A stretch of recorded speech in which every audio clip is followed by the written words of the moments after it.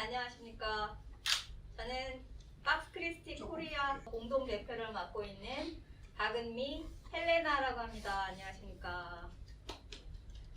지금 여기 줌에 들어오신 저희 PCK 회원 여러분, 그리고 또 장상연합회를 통해서 많은 수녀님들께서 전 세계 곳곳에서 참여하고 있다고 들었습니다.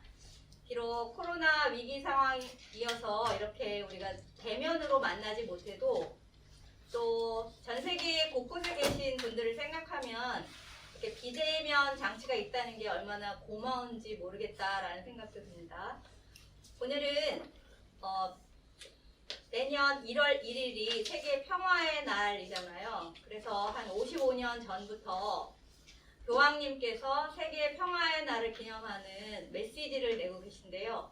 올해가 55차 담화문을 발표한 해이기도 합니다.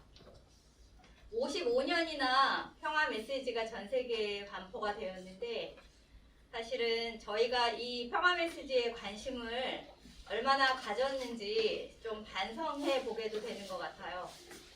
저희 박스크리스티 코리아가 2019년이었나요? 2019년 8월에 창립을 하면서 이제 매해 1월 1일 나오는 교황님 평화 메시지를 저희 평화 단체니까 그 평화 메시지를 1년 동안 활동하는 기반으로 삼자, 이렇게 취지를 걸고 해마다 이 세미나를 시작해서 올해가 세 번째 세미나가 됩니다. 어떤 분은 저에게 이렇게 교황님 담화를 가지고 공부하는 단체가 교회 내에 그동안 55년 되도록 어느 단체가 있었냐, 박스크리스티 대단하다, 이렇게 칭찬해 주신 분도 계셨습니다. 오늘 이 줌에 참여해 주신 회원 여러분, 그리고 수녀님들께서는 이 자리가 그만큼 뿌듯하고 의미 깊은 자리다라는 것을 생각하시면서 스스로 뿌듯해 하셔도 좋을 것 같습니다. 오늘 세미나는 예수의 이흔관 신부님의 기조 발제, 그 담화 내용에 대한 신부님의 소회를 담은 발표를 듣게 되실 거고요. 이어서 이 담화를 1년 동안 박스크리스티 코리아가 어떻게 실천하면 좋을지에 대해서 저희 PCK의 연구 이사를 맡고 계신 박문수 님의 실천 방안에 대해서 발표를 듣게 되실 겁니다. 그 내용을 한 1시간가량 듣게 되실 텐데요. 발표를 들으시고 의문사항이 있으면 발표가 끝난 뒤에 질문해 주셔도 좋겠습니다. 그리고 이어서 남은 1시간은 이번 담화의 주제 중에 하나인 세대 간 대화, 교육, 노동에 관련된 일종의 대담이라고 할까요? 청년들과 함께 대담하는 자리를 가질 것입니다. 끝까지 함께 해주시면 좋겠습니다. 그러면 첫 번째 발표, 이은관 신부님의 발표를 듣도록 하겠습니다. 네, 안녕하십니까. 이흔관 사도 요한 신부입니다. 예수회라는 미소한 수도회의 청년 사목을 담당하고 있습니다. 마지스 예수의 청년센터에서 사목하고 있고요. 오늘 주제로 저에게 주어진 것, 그리고 제가 좀 이야기하고 싶은 것은 세대 간의 대화, 특별히 교황 담화문에서 첫 번째 주제로 나와 있는 부분인데요. 무엇을 어떻게 할까라는 제목의 이야기입니다. 사실 제가 어떤 학자가 아니기 때문에 이 부분을 이렇게 학적으로 이렇게 5페이지 되는 교황님 담화문을 학적으로 이렇게 요약하거나 하는 것은 조금 저에게 버거운 일이라 생각해서 저의 삶의 자리의 문제, 그리고 제가 이 담화문을 읽었을 때 중요하게 여겨지는 부분들, 저의 경험들을 바탕으로 좀 짧은 발제문을 좀 준비해 보았습니다. 들으시면서 궁금하신 것 있으시거나 또 뭐 나누고 싶으신 것 있으시면은 채팅이나 줌을 통해서 질문해 주실 수도 있을 거라 생각합니다. 세대 간의 대화, 무엇을 어떻게 할까? 저는 먼저 우리의 삶의 자리에서 출발해야 된다고 생각합니다. 교황님 담화문은 어떻게 보면은 아주 보편적인 이야기를 담고 있기 때문에 나와 아무런 상관이 없는 이야기처럼 느껴질 수 있습니다. 그렇기 때문에 오히려 우리의 문제로 갖고 왔을 때 교황님의 담화문은 훨씬 더 현실적이고 구체적이며 실천적으로 들릴 수가 있습니다. 한 가지 예를 들고 싶은데요. 3년 전에 제가 전국 부제 모임, 저는 서품 받은 지 3년 이제 넘어가는 사제인데요. 3년 전에 제가 부제였습니다. 그래서 전국 부제 모임이라는 것이 교구와 수도회 차원에서 6월 달에 열렸었습니다. 2018년이죠. 그 부제 모임에서는 여러 종교를 탐방하는 그런 행사를 가졌었는데 불교도 가고 정교회도 가고 개신교도 가고 그리고 마지막으로는 우리 교회 기관 내 평소에 방문하기 어려운 교황청 대사관을 방문하는 일정이 있었습니다. 이 방문에는 교황 대사님이신 현재 교황 대사님이신 알프레드 슈아레브 대사님과 이 부제님들의 어떤 짧은 간담회하는 시간도 포함이 되어 있었는데요. 그때 교황 대사님에게 질문할 시간을 저는 조금 가질 수 있었습니다. 물론 많은 부제님들이 여러 질문을 하고 싶으셨겠지만 또 사람이 많으면 좀 어떤 질문하기가 좀 어려운 상황이잖아요.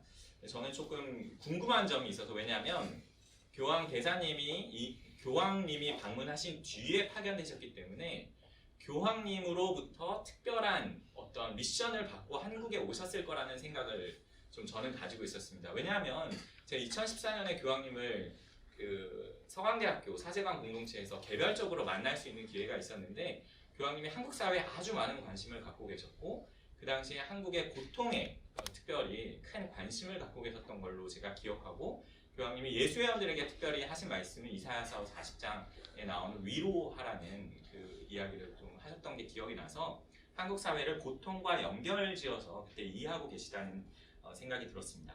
그래서 슈아레브 대사님에게 제가 조금 당돌한 질문을 드렸지요. 당신께서는 외교관으로서 교황 대사로서 이 한국 사회에 파견되어 오셨을 텐데 그렇다면 당신을 파견한 분이 어떤 지향, 어떤 특별한 미션을 주시지 않았겠는가? 라고 손을 두고 물어봤던 기억이 있었습니다. 제가 기억하기로는 그 교황 대사님이 굉장히 흥미로운 표정을 지으시면서 굉장히 당돌한 녀석인데 이런 느낌의 표정으로 저를 바라보시면서 대답해 주셨습니다. 분명히 기억하는데 교황님은 남북의 평화에 관심이 많이 있으십니다. 그리고 남북의 평화와 화해를 위해 기도해 달라고 요청하셨다고 슈아레브 대사님이 답변을 하셨던 기억이 분명히 납니다. 안타깝게도 이것들은 퍼스널한 개별적인 대화였고 어떤 누가 기사를 만든 게 아니기 때문에 자료로 남아있지는 않습니다. 제 기억에는 분명히 남아있는데 제가 기억하는 것이 맞다면 교황님이 기억하는 한국은 세월호와 더불어 남북 분단이라는 고통을 겪고 있는 그 민족 그게 한민족이라고 이해하고 계셨다라고 저는 2018년에 이해했습니다. 그런데 최근에 그 3년이 지난 2021년 11월 저는 또 한 번 교황 대사님을 만날 기회가 있었습니다. 그리고 이와 비슷한 질문을 다시 한번 할 수 있는 기회가 생겼는데요. 2021년 11월, 그러니까 작년 11월이죠. 한 2달 전쯤에 서울대학교 종강미사에 저도 초대받아서 가게 되었습니다. 마지스 예수의 청년센터의 사도직을 맡고 있는 사람이 그 서울대학교 미사를 담당하고 있었는데 그래서 저도 초대를 받게 된 거죠. 그날 주례자로 슈아레브 대사님이 오신 것입니다. 그리하여 미사를 잘 마치고 끝난 후에 사제들과 교수님들 몇몇 학생들과 함께 교황 대사님을 만나서 간담회를 하는 시간을 가졌는데 이때 저는 다시 2018년의 기억을 떠올리면서 다시 한번 대사님께 같은 질문을 드렸습니다. 3년 전 교황님이 남북 평화에 특별한 관심을 가지고 계시다는 것을 말씀해 주셨었는데 지금은 종전선언 등 다양한 평화의 움직임이 이 한반도에서 내외적으로, 내부적으로, 외부적으로도 일어나고 있습니다. 이에 대해 교황 대사님이 교황님으로부터 특별히 부여받은 임무가 있다면 조금 나누어 주실 수 있습니까? 그랬더니 이번에도 대사님의 표정은 3년 전과 비슷했습니다. 굉장히 흥미롭다는 표정을 지으시면서 한 10여 분간 아주 길게 이야기를 해주셨습니다. 그 대답의 주제들은 바로 오늘 우리가 교황 담화문을 통해 되짚어보는 그 주제들이기도 합니다. 평화, 교육, 세대 간의 대화, 중심으로 대사님은 이야기를 해주셨죠. 제55차 세계평화의 날 교황 담화에 대한 이야기를 시작하면서 먼저 지역적인 현안에서 아주 구체적인 이야기로 저는 시작을 하고 싶었습니다. 한반도의 평화는 전 세계적인 관심사이면서 우리에게, 특히 한국인 그리고 이 한반도에 사는 모든 이들에게 아주 당면한 현안이기도 합니다. 만약 한반도의 평화가 영구적으로 정착될 초석을 마련할 수 있다면 비단 우리 한반도에 관련된 사람들뿐만 아니라 전 세계적인 평화체제 안정화에 아주 큰 기여를 하게 되어 전 세계 시민사회에 도움이 될 수 있을 것이라고 저는 생각해 봅니다. 슈아레브 대사님과의 만남을 통해 교황님이 한국에 관심을 가지고 있는 부분을 엿볼 수 있었고, 이번 담화문의 내용도 한반도의 상황에 직간접적인 연결고리가 있다는 사실도 저는 개별적으로 알게 되었습니다. 물론 이날 교황 대사님이 한 이야기는 제가 후반부에 다시 조금 더 나눌 텐데요. 역시 기록으로 남아있진 않습니다. 간담회 형식으로 이야기를 나눈 거기 때문에 기록자가 따로 배석하지 않았기 때문에 제 기억에 의존한 내용이라 대사님의 공적인 발언이라고 이야기하기는 어렵습니다. 하지만 사적인 견해를 제가 들은 걸로 전제하고 말씀을 계속 이어나가겠습니다. 그러면 조금 더 이야기를 진전시켜서 영적인 의미에서 교황님 메시지의 반복이라는 의미로 이번 담화문을 조금 요약해보자면 저는 이렇게 생각합니다. 세대 간의 대화, 교육, 노동이라는 세 가지 카테고리를 제안사항으로 교황님이 이 담화문에 전해주셨습니다. 이 세 가지 제안사항은 모두 교황님이 지속적으로 관심을 기울여온 주제들의 반복입니다. 리피테이션.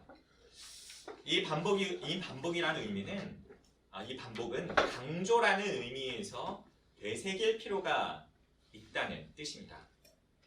반복한다는 것은 같은 주제를 또 한 번 얘기함으로써 우리가 내면화할 수 있게 하는 초대인 것이죠.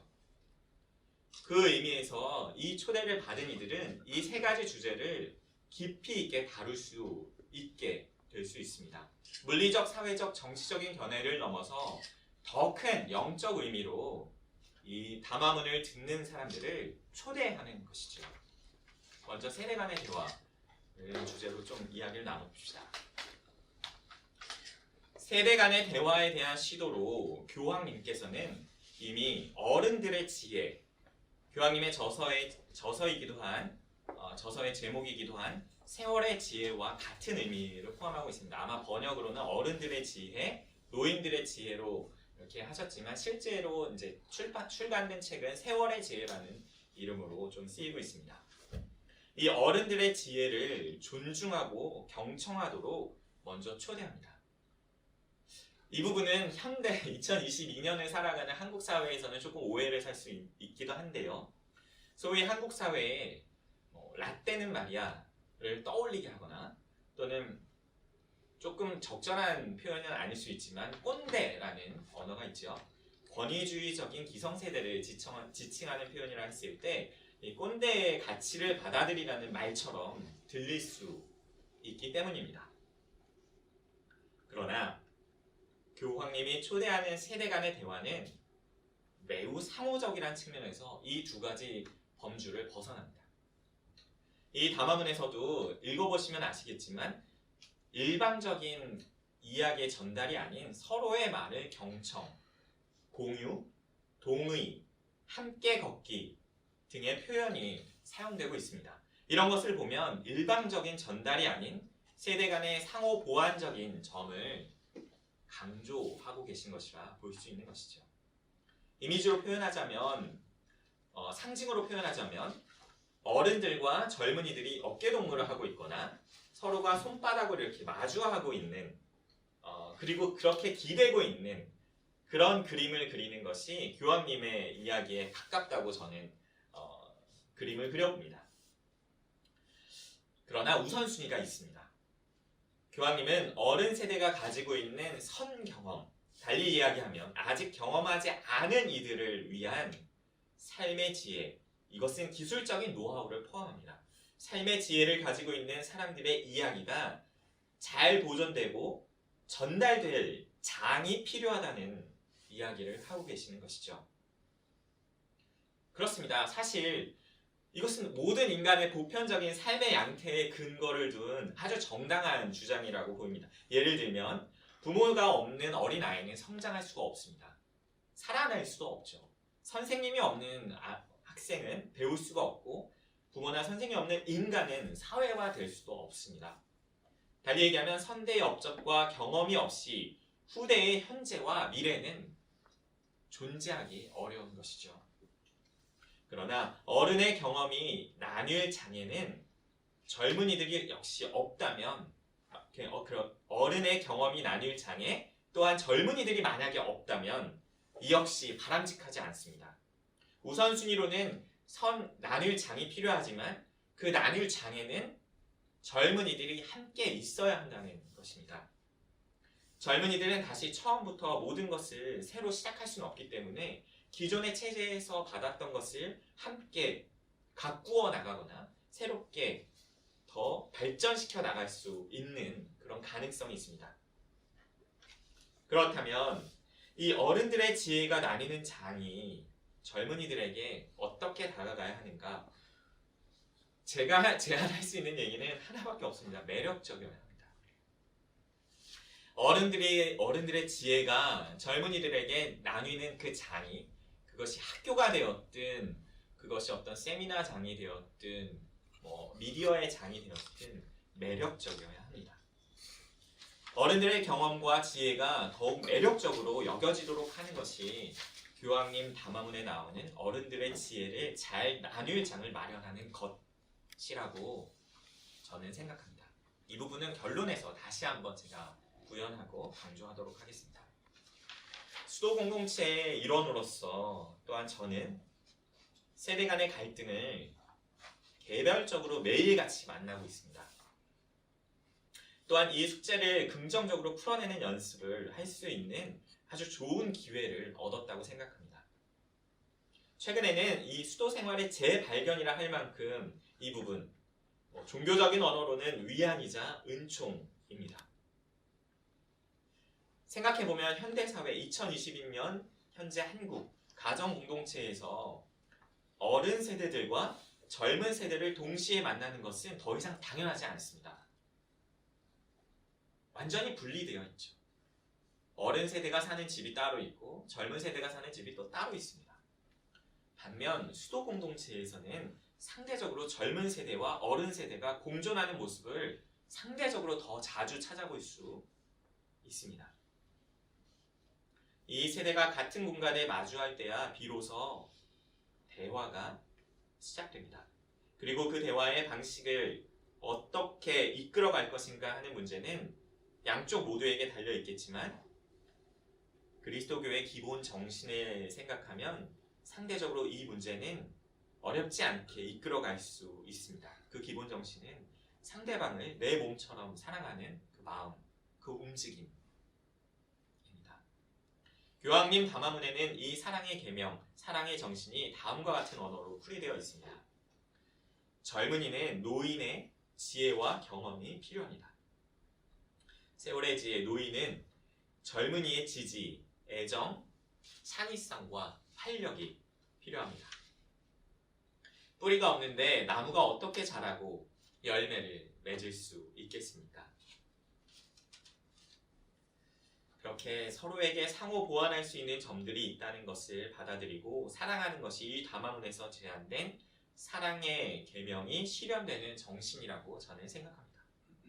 수도 생활에서 제가 경험하는 실천적인 세대 간의 대화의 방식도 이와 다르지 않습니다. 선배 세대가 일구어온 것들에 대한 후배들의 인식과 알아차리는 거죠. 선배들이 이렇게 예를 들면 서강대학교를 예를 들면 서강대학교 아무것도 없었는데 학교가 이렇게 운영되고 있고 70년 동안 이렇게 하고 있는데 제가 거기에 기여한 건 아무것도 없거든요. 하지만 한국 사회의 그 선배 회원들이 이렇게 만들어 온 것은 사실입니다. 그 업적에 대한 사명에 대한 건강한 존중, 인식, 알아차림 굉장히 중요합니다. 비단 서강대학교뿐만 아니라 사회사도직, 산업문제연구소, 예수위원들, 저의 경우에 제가 예수위원 공동체이기 때문에 말씀의 집, 피정의 집, 영적 지도, 동반했던 그 역사들 하나하나를 알아차리는 게 굉장히 중요합니다. 그리고 후배들은 그 자리에 현재 가서 일하고 있기도 합니다. 달리 얘기하면 내가 만들지 않은 것을 주어진 거죠. 내가 만들지 않은 것을 나는 이미 초대받았고 그것들은 선배들이 이미 해왔던 업적 혹은 사명의 실현이라는 의미에서 우리가 알아차리고 존경 혹은 존중할 수 있습니다. 부족한 부분을 보완하고자 하는 건강한 비평, 모든 것이 다 잘 되는 건 아니죠. 그 가운데 비평할 것들도 남아 있습니다. 또한 후배 세대가 가지고 있는 창의성과 문제를 새롭게 바라보는 능력, 그 선배 세대들은 또 존중할 필요가 있습니다. 저의 경우에는 저와 함께 일하는 협력사제 신부님이 이제 그 환갑을 맞이하고 계신데 제가 책임자입니다. 저와 함께 일하는 신부님은 저보다 20년도 더 선배님이신 것이죠. 그런데 그 신부님은 저의 권한을 존중하시고 제가 하고 있는 일에 대한 창의성이나 활력을 아주 높게 평가해 주십니다. 그랬을 때 이 대화는 아주 긍정적으로 힘을 만들어냅니다. 신부님이 너무 사랑스러워 보이고 신부님이 저를 존중하고 있다는 걸 느낄 때 대화는 너무나 쉽게 이어지는 것이죠. 이 두 가지는 공동체 생활에서도 아주 필수적이면서 늘 화두가 되는 지점이기도 합니다. 달리 이야기하면 우리가 피하려고 해도 피할 수 없고 매일같이 반복될 것이기에 수도 공동체의 일원으로서 제게는 선택의 문제입니다. 어떤 선택이냐? 사랑의 계명을 실천할 존중하는 태도, 선배들의 업적을 알아차리고 그 결과에 대한 감사한 마음을 갖고 비평할 것들에 대해서는 건강하게 사랑의 마음으로 비평하는 것을 선택할 것이냐, 아니면 오늘이 아닌 내일로 미룰 것이냐, 두 가지 선택밖에 없습니다. 내일은 모레가 될 수도 있고 글피가 될 수도 있고 일주일 뒤가 될 수도 있겠죠. 하지만 계속 마주해야 됩니다. 달리 얘기하면 대화는 피할 길은 없는 것이죠. 만약에 우리가 죽기까지 계속 초대받고 있는 것이죠. 두 가지 방식 모두 일상적으로 일어나며 무엇이 옳다고 이야기하기는 어렵습니다. 내일로 미루는 것과 오늘 선택하는 것. 왜냐하면 그날의 컨디션과 나의 상황에 따라 에너지가 없을 땐 당연히 미룰 수밖에 없죠. 그러니 무엇이 더 옳다고 얘기하기는 어렵습니다. 그러나 이 사랑의 계명을 기억하고 다루어 나가는 것은 중요합니다. 포기하지 않는 것이죠.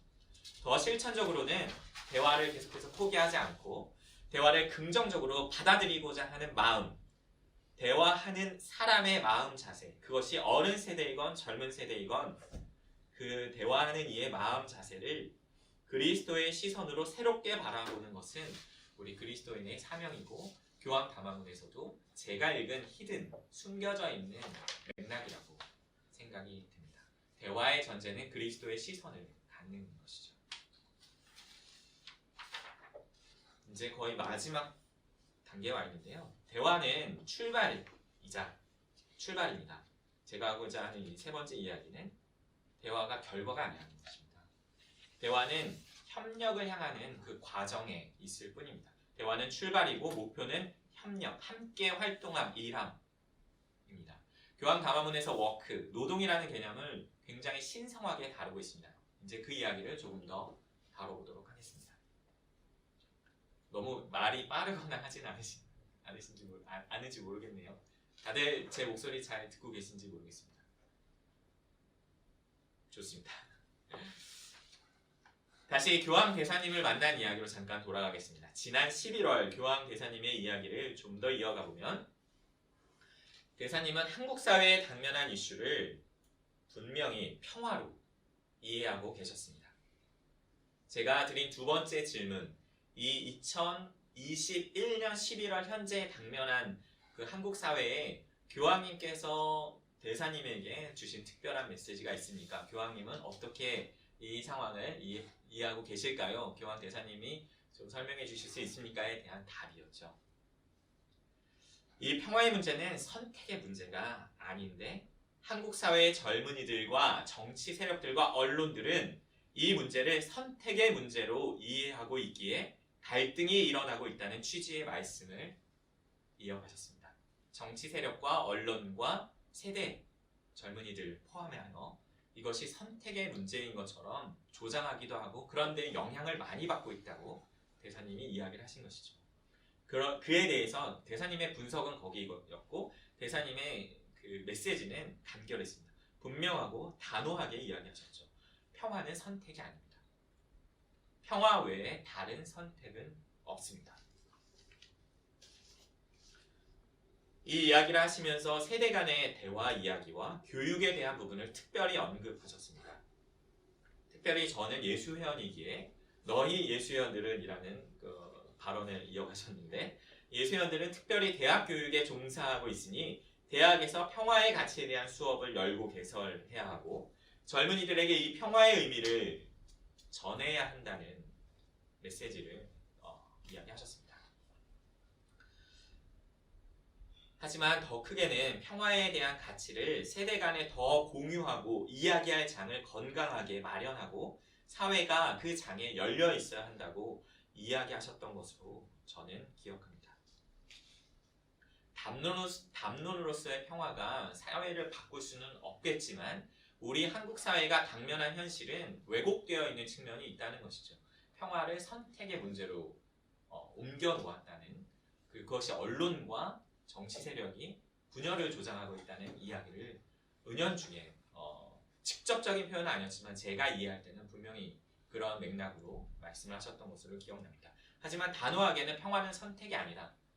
특히 남북한의 문제에 있어서 종전선언을 비롯해 준비가 돼야 된다. 준비가 된 이후에는 저는 뭐 추가 질문으로 그 얘기도 했었는데 교황님의 세컨 비시이 가능한지 여부에 대해서도 좀 알려주실 수 있습니까? 라는 이야기를 드렸는데요. 그 부분에 대해서는 뭐 노코멘트 수준으로 얘기하셨던 걸로 기억이 납니다. 가능하지 않을까라는 개인적인 기대를 해봅니다. 대화, 담론을 이어나가는 목표는 협력입니다. 2014년 제가 7년 전쯤에 아니죠.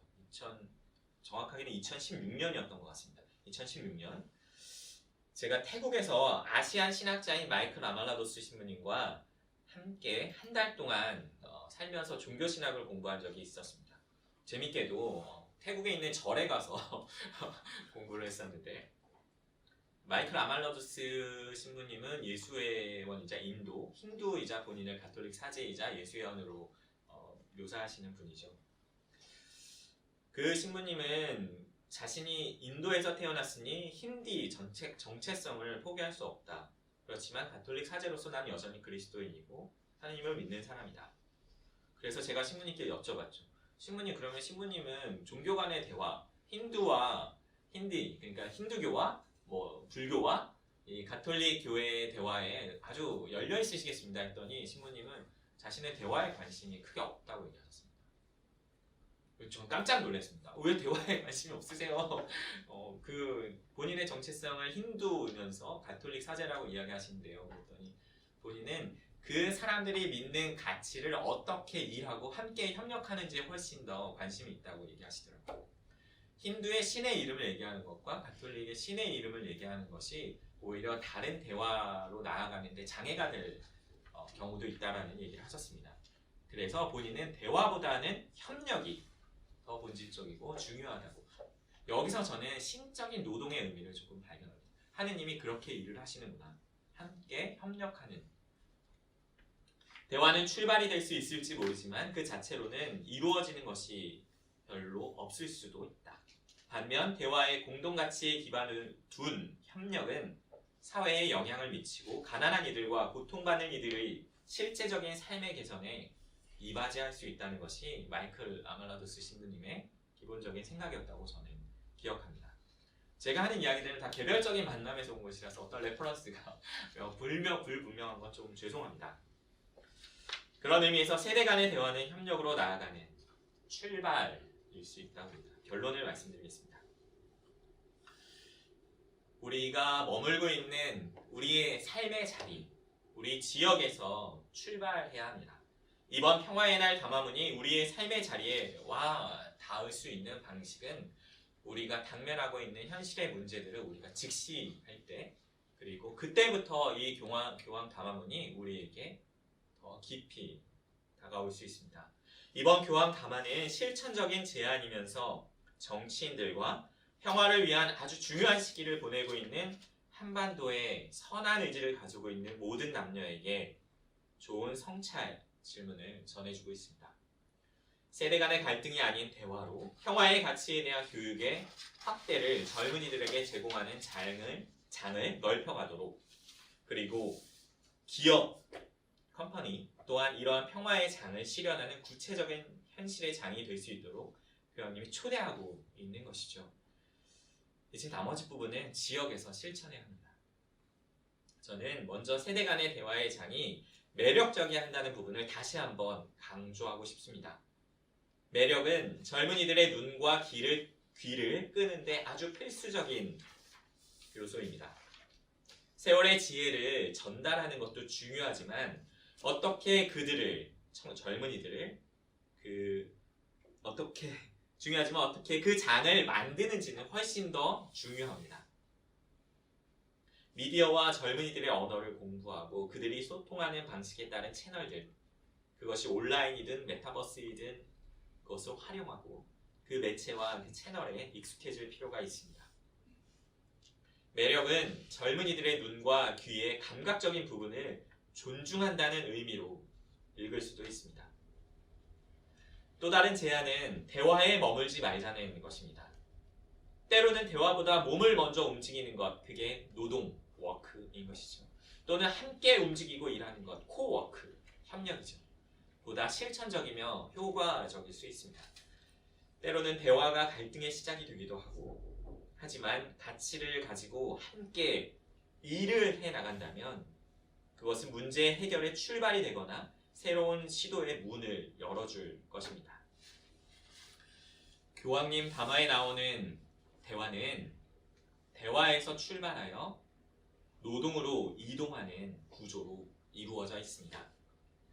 이 노동은 제가 예수연이기 때문에 그런지 몰라도 이냐시오 성인의 영신 수련에서 하느님이 이 세상 안에서 일하시는 존재로 묘사되는 그 노동, 다시 말해 창조적이며 새로운 가능성을 여는 하느님의 신성한 활동에 가까운 그런 노동 일입니다. 이 세미나를 통해 대화가 노동 또는 하느님의 창조하시는 활동에 인간이 협력하는 것으로 나아가야 함을 다시 한번 저는 이야기하고 싶습니다. 감사합니다.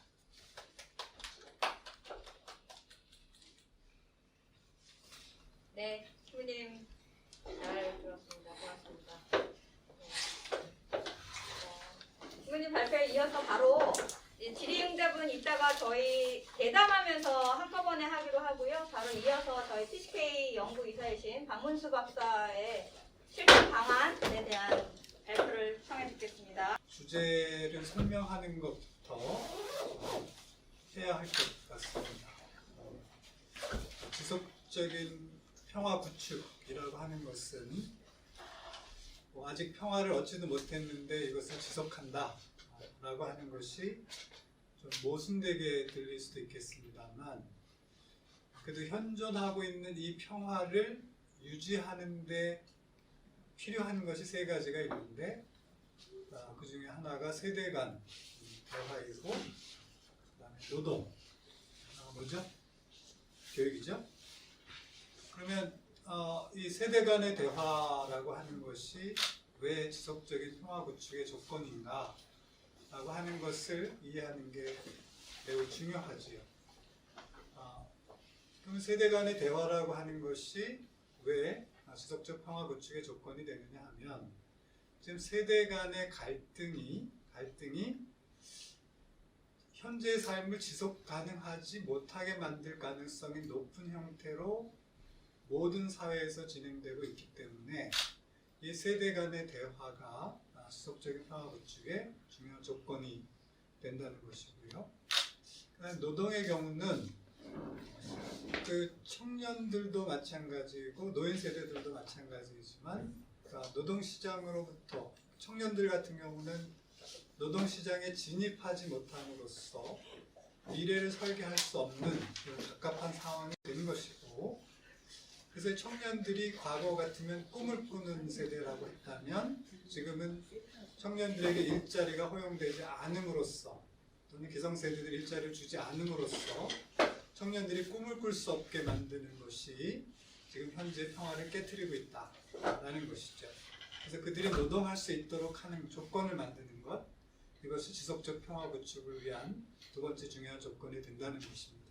노인 세대들도 마찬가지죠. 특히 한국 사회에서 이 노년 세대는 그렇게 자녀들을 위해서 헌신하고 또 자녀 부양과 또 부모 부양이라고 하는, 또 자신의 부모들을 부양하면서 그 자기들에게 투자를 많이 안 해온 세대들이고, 또 이른 시간에 노동시장으로부터 퇴출되는 아픔들을 경험하게 됐습니다. 그래서 이 노동이라고 하는 문제가 단순히 내가 일을 하느냐 안 하느냐의 문제가 아니라 이런 생존의 문제와 연결돼 있었고, 또 노후의 복지 문제와도 밀접한 관련이 있었기 때문에 이 노동이라고 하는 것이 이 지속적 평화 구축의 중요한 조건이다라고 교황님은 이해하고 계셨습니다. 그리고 이 프란시스코 교황님이 자주 쓰시는 말 중에 이제 쓰레기 문화라고 하는 말이 있는데, 그 쓰레기 문화는 쓰고 버리는 문화라는 뜻이죠. 이 쓰레기 문화 중에 가장 대표적인 것이 바로 청년들과 노인 세대들을 현 자본주의, 신자유주의적인 자본주의가 쓰고 버리는 문화라는 거예요. 그래서 이런 신자유주의 자본주의 사회에서 청년들은 과거에는 버림받는 대상이 아니었는데, 쓰레기가 아니었는데 이제는 쓰레기가 되고 있다는 거예요. 그런데 노인 세대와 청년 세대는 아주 그 한국 사회만 보더라도 세대 간의 갈등이 심하다고 볼 수 있죠. 그런데 세대 간의 갈등을 해야 될 대상이 아니고, 두 계층은, 두 세대는 동맹을 이루어서 지금 이 어려운 난국을 헤쳐가야 되는 동맹 세대라는 거예요.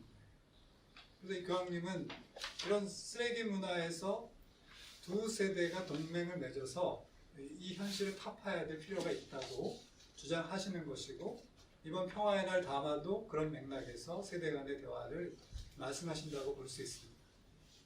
그리고 교육이라고 하는 것도 뭐 평화교육뿐만을 얘기하는 것이 아니고, 노동시장에 진입하기 위해서 훈련과 교육 같은 것들이 필요하다는 것입니다. 그리고 이 현대사회는 또 특히 정보사회를 지나고 나서 4차 산업혁명을 지금 운영하고 있는 지금은 모든 것의 주기가 짧아졌기 때문에 늘 배우지 않으면 노동시장에 진입하기도 어려울 뿐더러 진입해 있다 하더라도 오래 버틸 수 없는 구조로 되어 있다는 것입니다. 그래서 그런 상황에서 교육이라고 하는 것이 중요한 문제라는 것이죠.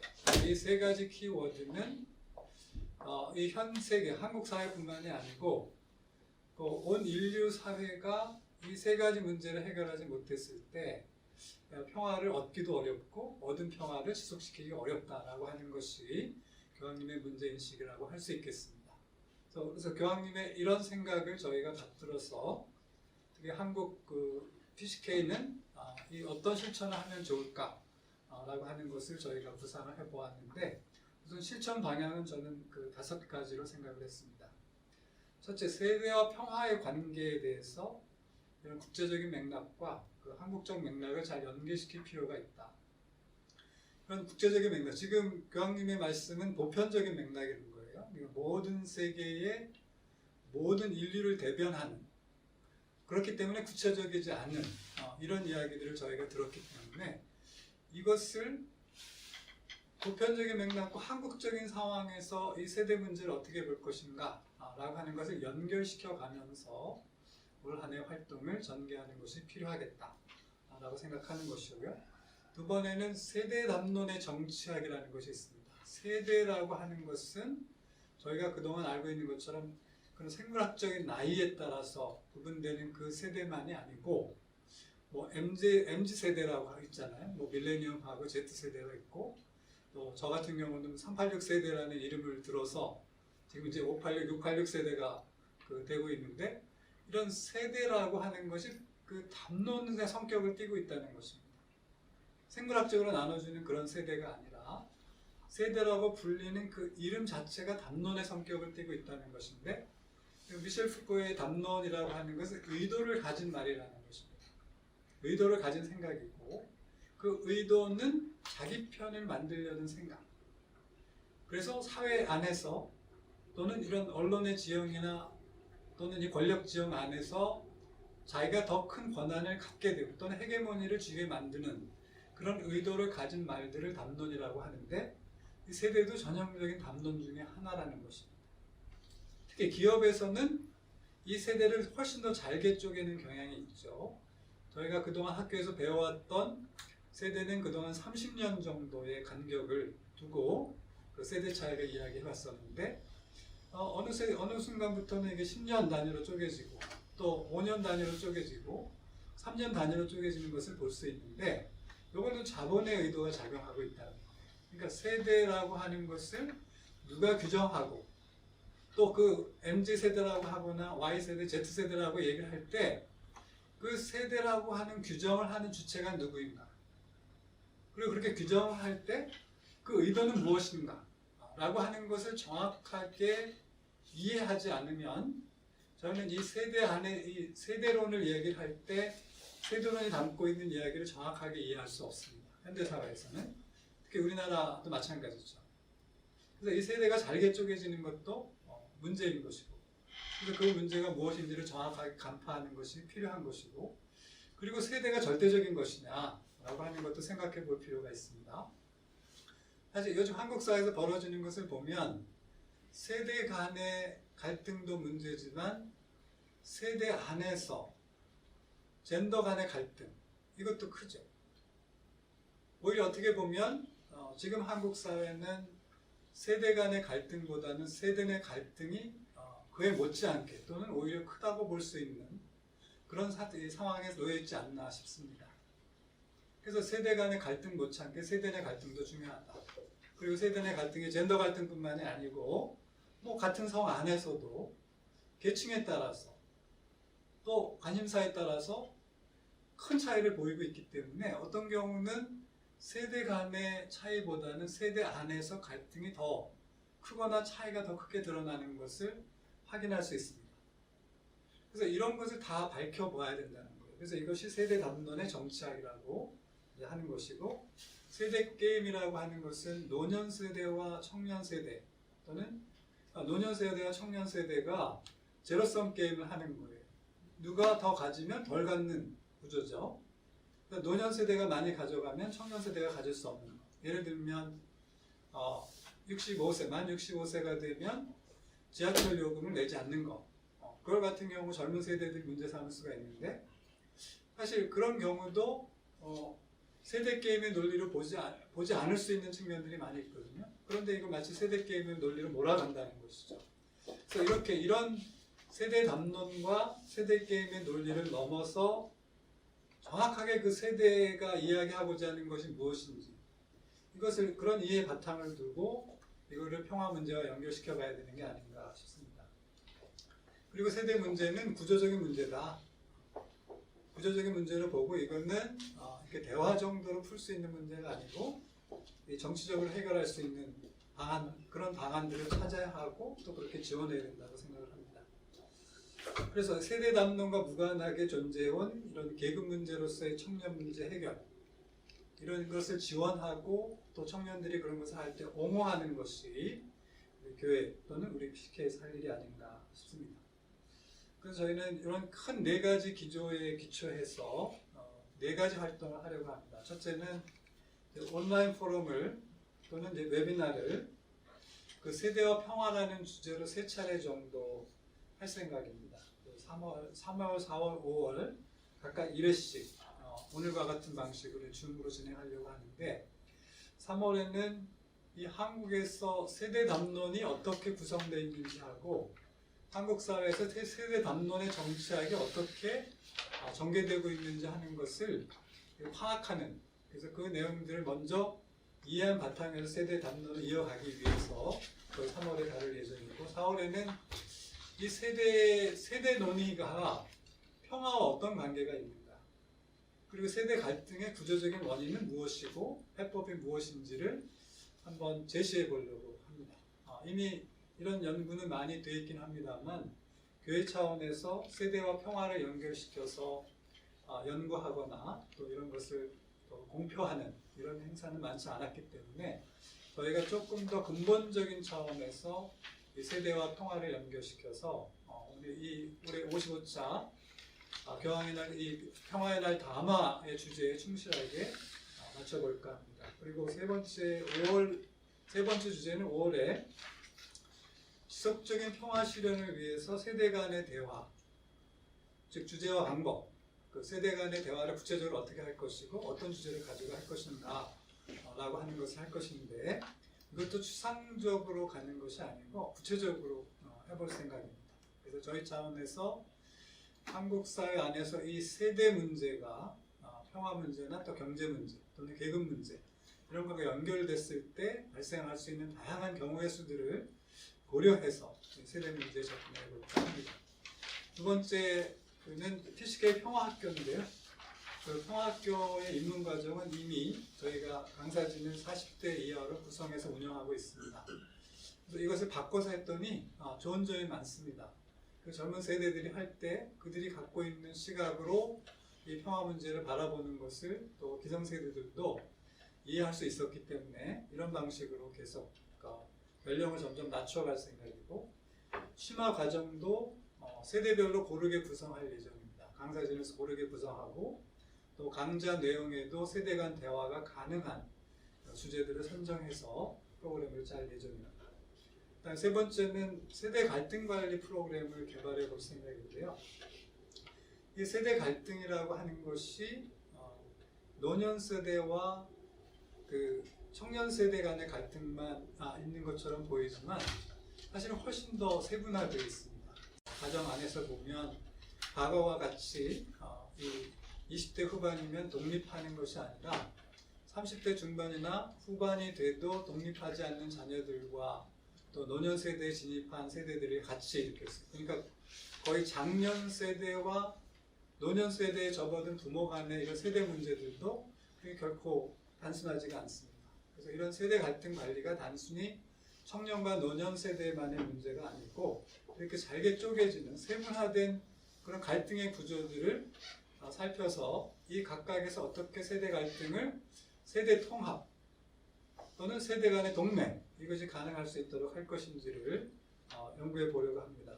이거를 후반기 때 해서 완성할 수 있을지는 잘 모르겠는데 그렇게 시작을 해서 적어도 그 연구가 끝나는 일부 끝날 때마다 함께 공유하는 방식으로 진행해 볼까 합니다. 그리고 마지막으로 연대 활동은 노동과 또 기본소득의 문제, 청년과 노년 세대 간의 갈등 구조로 인식되고 있는 여러 영역들이 한국 사회에 있는데 이런 관련된 정책을 다루는 포럼이나 회의체나 기구에 TCK가 하나의 조직으로서 참여할 예정이고요. 또 대선 기간에 이런 상기 이슈들이 후보들의 정책에 반영되도록 활동을 할 생각입니다. 저 며칠 전이 아니죠. 어제 신문에 보니까 그 탈모제 그것을 뭐 국가가 이제 비용을 낸다고 했던 그 쟁점이 이렇게 되고 있었는데 사실 그런 거 굉장히 제가 볼 때는 다른 사람들이 볼 때 그게 뭐 건보 재정을 쓸만한 것인가라고 생각할지 모르지만 어느 세대에게는 굉장히 심각한 문제가 되고 있는 거예요. 그래서 이런 이슈들이 굉장히 다양하게 있다는 것이죠.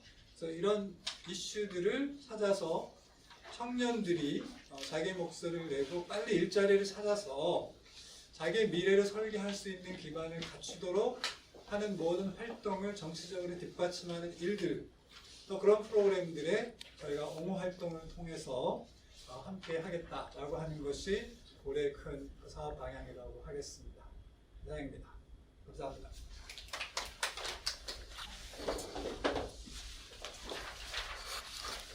네, 저희 TCK 연구이사이신 박문수 선생님의 세미나 실천 방안에 대해서 청해 들었고요.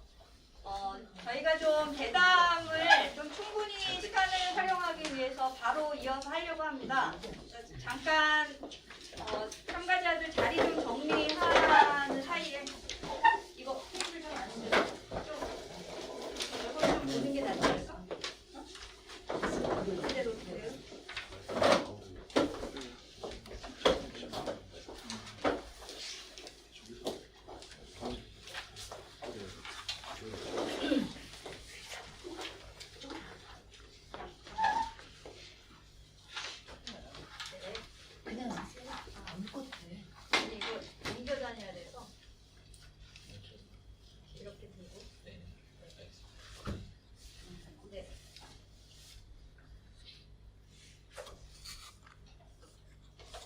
네, 저희가 마이크가 하나밖에 없어서 이 마이크 순서를 좀 돌려가면서 그냥 이야기 나눠볼까 합니다.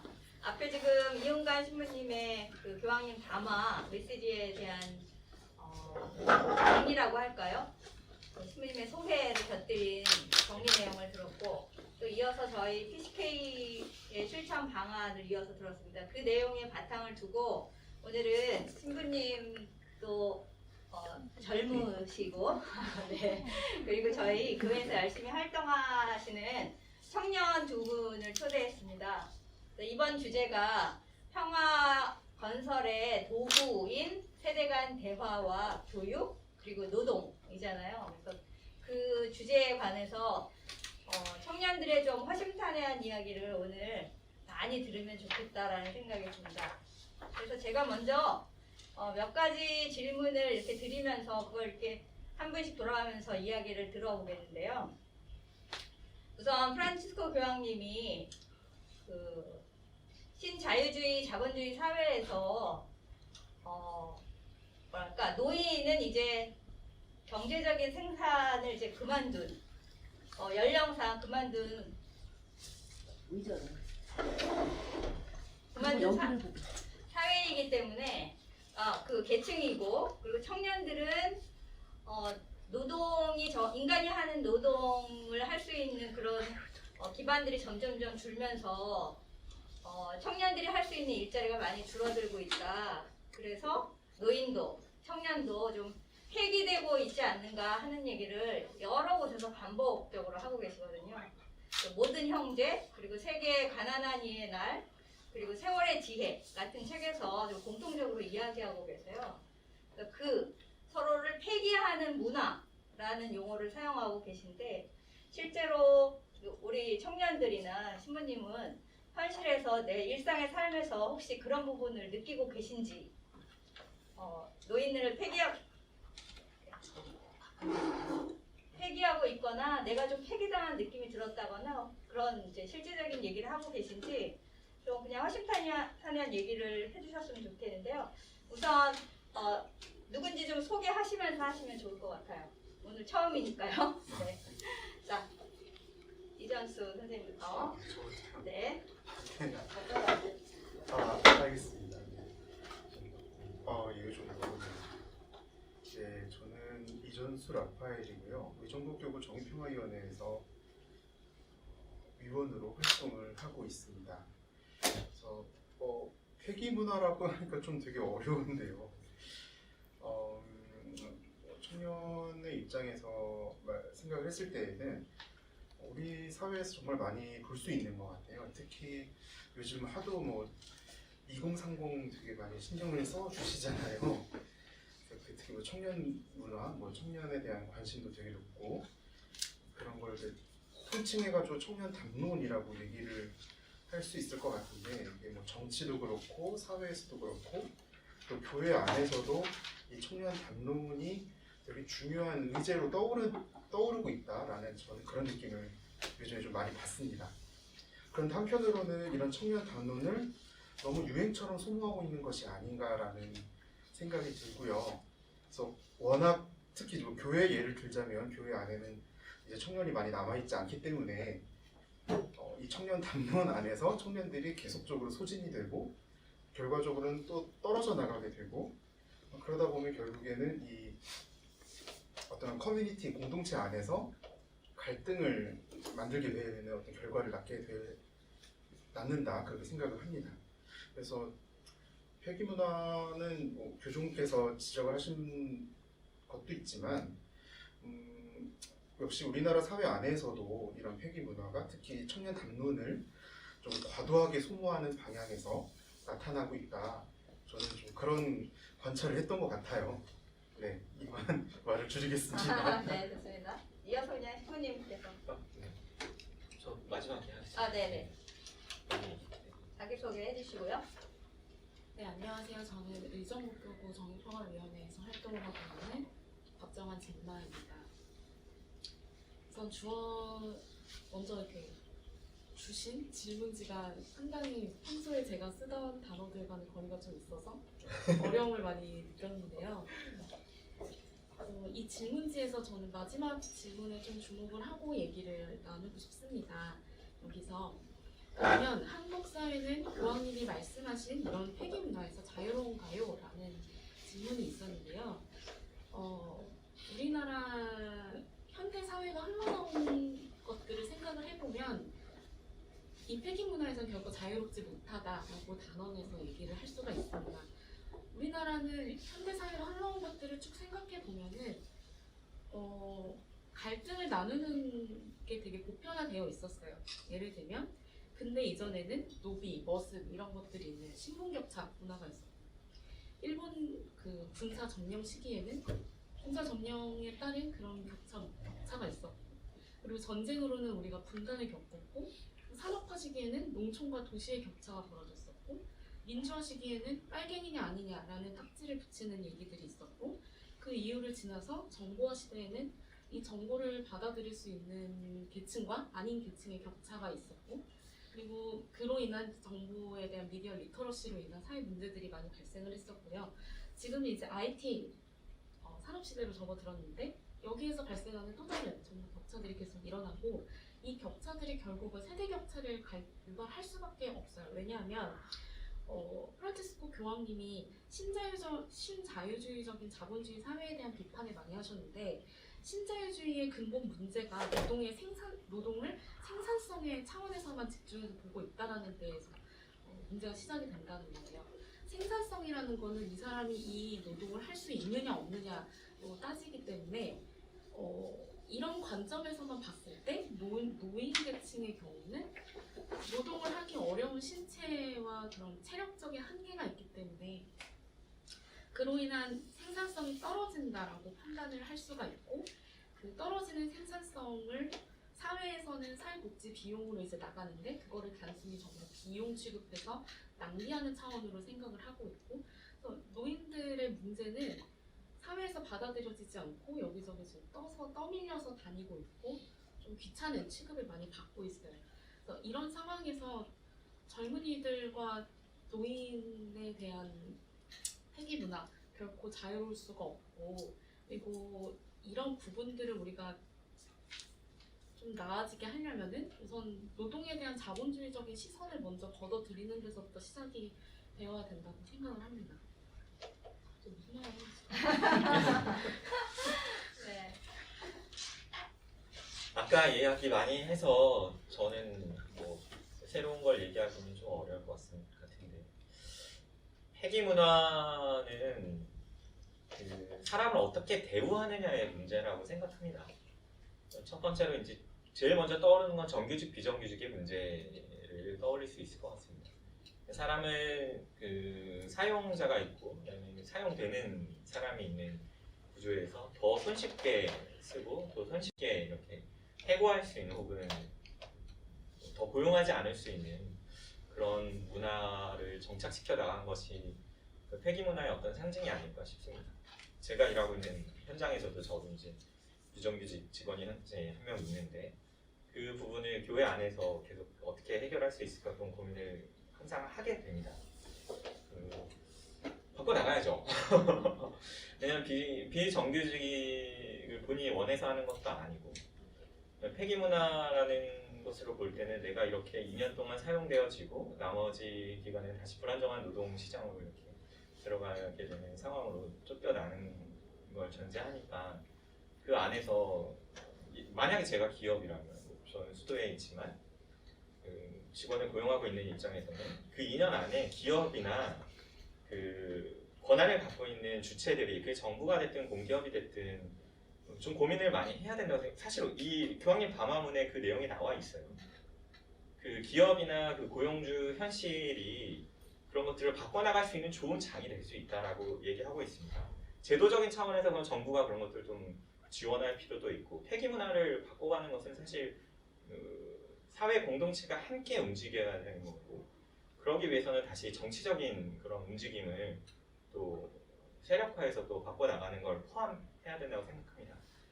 1차적으로는 정규직, 비정규직의 문제가 좀 떠오르는 것을 좀 이야기를 마지막에 얘기하고 싶습니다. 우선 오늘 이 대담에 참여해 주신 분들에게 좀 교황님이 말씀하신 그 문화로서의 그 패기라는 것을 우선 이제 저희가 대담하는 주제 첫 번째 그냥 간단한 키워드로 같이 한 바퀴 돌면서 이야기를 나눠봤고요.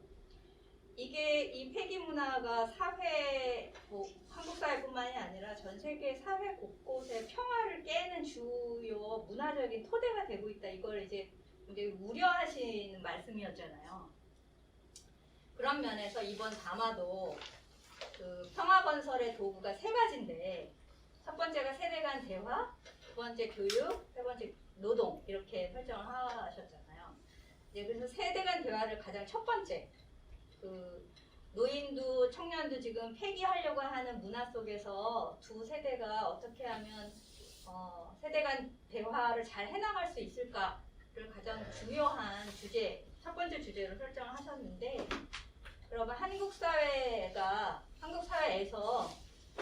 청년 세대와 그 노인 세대 간의 대화를 가로막는 뭐 근본 원인이라고 할까요? 그런 건 뭐인 것 같은지 청년들은 어떻게 생각하고 계신지 그냥 솔직하게 일상에서 경험하시는 솔직한 그런 경험담을 좀 말씀해 주시면 좋을 것 같아요. 아까 이전수 씨는 2030 얘기는 요즘 많이 하는데 너무 소모적으로 지금 소비를 하고 있다. 특히 대선 앞두고 더 좀 심한 경향이 있죠. 네, 그런 것과도 연관시키면서 이 세대 간의 대화를 단절시키는 근본 원인은 뭐라고 생각하시는지 이야기해 주시면 좋을 것 같아요. 우선 그러면 잼마 씨부터 할까요, 이번에는?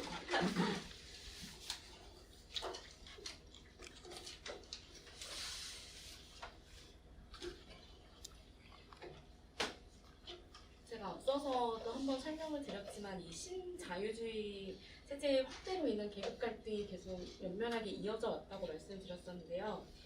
이게 인간의 가치를 어쨌든 생산성으로 재단을 한다는 게 이 신자유주의 체제에서는 세대 갈등이 결국 필연적으로 일어날 수밖에 없는 구조다라고 생각을 합니다.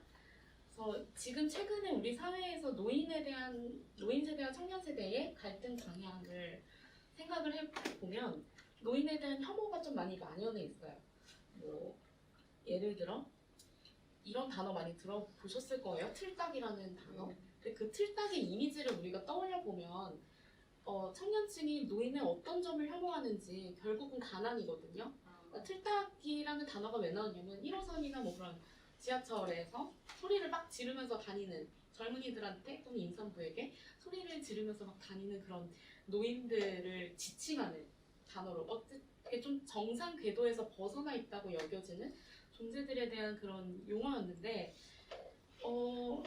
저는 이 틀딱의 이미지 빈곤 혐오에서부터 이제 시작이 된 거고 그게 가장 향하기 쉬운 방향이 그게 노인이었던 거고 그래서 그런 단어가 만들어졌다고 생각이 들고요.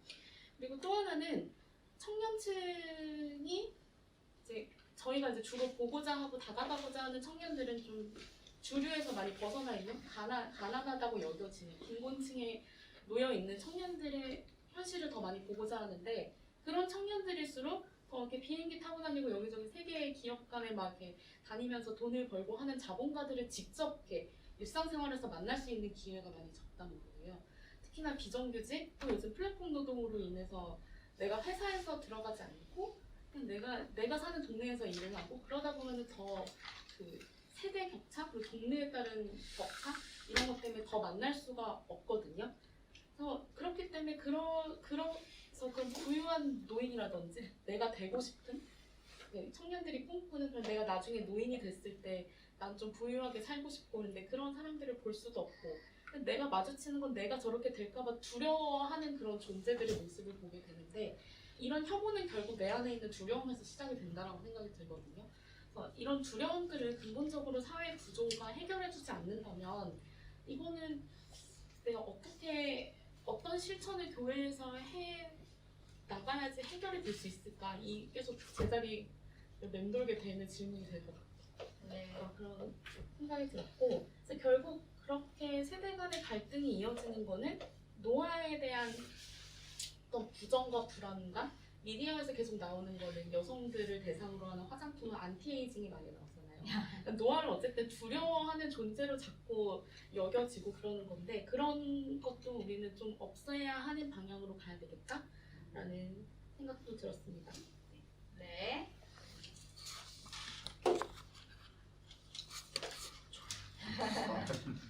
앞에서 너무 말씀을 잘 해주셔가지고 제가 할 말이 별로 없네요. 근데 저는 되게 좀 진부하게 그 서로 간의 어떤 존중이나 소통이 잘 안 된다고 생각을 했어요. 그래서 물론 빈곤의 문제도 당연히 있겠죠. 그런 빈곤 두려워하고 뭐 노화되는 거를 좀 두려워하는 마음 그런 것도 작용을 하겠지만 기본적으로 저는 조금 다른 방향에서 청년의 시각은 아닌 것 같은데 저도 그렇고 대체로 대화의 기술을 잘 모르고 대화를 한다라는 생각이 들어요. 그래서 어떻게 대화할 줄 모르니까 대화를 하다가 감정적으로 조금 상하게 되면서 싸우게 되고 결국엔 대화를 포기하고 서로 등을 돌려버리는. 그래서 좀 대화의 기술을 잘 교육받을 수 있는 꼭 학교에서 하면 좋겠지만 그러지 못할 경우라도 저희가 어떤 공동체나 아니면 교회나 사회 안에서 대화의 기술을 교육받을 수 있는 기회가 있으면 조금 더 그런 갈등을 줄여나가는 데 큰 도움이 되지 않을까라는 상당히 진부한 답변을 남겨놓습니다. 이어서 예. 말씀을 못 드렸는데 아까 이은관 신부님 발제에서 좀 인상 깊었던 부분이 있었어요. 이거 관련한 부분인데 그 세대 간의 대화 파트에서 세대 간의 대화는 매우 상호적이다라는 얘기를 적어주셨어요. 아까 제가 계속 저의 생각은 일관적이에요. 이 자본주의적인 그 생산성이라는 깍지를 떼고 서로 마주 봐야지만 이 세대 갈등이라는 게 없어질 거라고 생각이 들거든요. 그래서 여기서 의미하는 상호적인 거를 달성하기 위해서는 우리가 자본주의적인 생산성이라는 시선을 걷어내고 서로에게 다가가야 한다. 이렇게 생각을 하고 그리고 일방적인 전달이 아닌 세대 간의 상호 보완적인 점을 강조하고 있다라고 하셨는데 결국 이건 세대 간의 격차를 줄여야 한다는 얘기고 세대 간의 격차를 줄이는 것이 왜 중요하냐면 삶의 질이 매우 중요하거든요. 여기서 왜냐하면 우리가 세월호 이후에 박근혜 대통령을 이제 탄핵을 시키는 거를 시민들이 힘으로 이루어냈고 그랬음에도 불구하고 그 이후에 있었던 대선에서 홍준표 후보가 20% 넘는 지지율을 받았어요.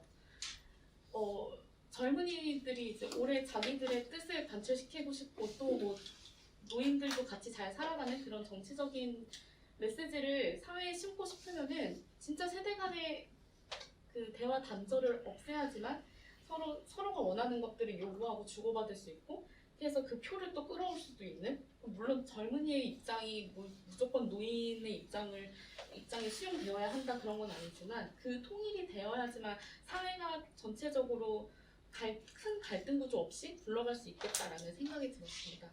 그리고 아까 얘기해 주셨지만 대화의 기술 저도 그거 되게 공감하고 그다음에 대화의 기술을 어떻게 하면 좋을까 저는 여기서 마찬가지로 이 지금 한국 사회에 너무 빠른 사회 변화에서 빚어지는 문제가 있다고 생각해요. 최근에 노인들이 가장 크게 겪는 문제가 패스트푸드점이나 이런 데서 키오스크 사용에 많이 어려움을 겪고 있는데 이런 키오스크 같은 것들이 왜 노인들이 접하기 어려운 구조로 만들어졌을까 생각해보면 결국 노인들은 지금 빈곤한 노인들이 대다수를 차지하고 있고 이들은 돈이 안 되기 때문에 굳이 이들을 위한 기업이 자본이 그거를 만들어낼 필요를 못 느끼고 있다라는 데서 시작이 된다고 생각을 해요. 그래서 이런 식으로 노인은 사회에서 지금 계속 배제가 되고 있는 상황이고 그러다 보니 여기서 아까 얘기해 주신 것처럼 삶의 지혜, 그러니까 뭐 기술적 노하우를 포함한 그것들을 가지고 있는 사람들의 이야기가 잘 보존이 되고 전달될 장이 필요하다는 것이다 라고 얘기를 해주셨는데 이 노인들을 위한 노인들이 이런 것들을 젊은이에게 전수해 줄 수 있는 장이라는 게 없어요. 그래서 태극기 부대들이 나오는 게 실제로 거기서 태극기의 정치적인 메시지를 지지하는 분도 있지만 아닌 분들도 많이 목격을 했었거든요. 그냥 그 자리에 나와서 내 목소리를 사회에 내는 것 자체가 너무 짜릿한 경험이라서 나오시는 분들이 많아서 이런 장을 잘 마련할 수 있는 기회를 줘야 된다라는 생각도 들었습니다. 네.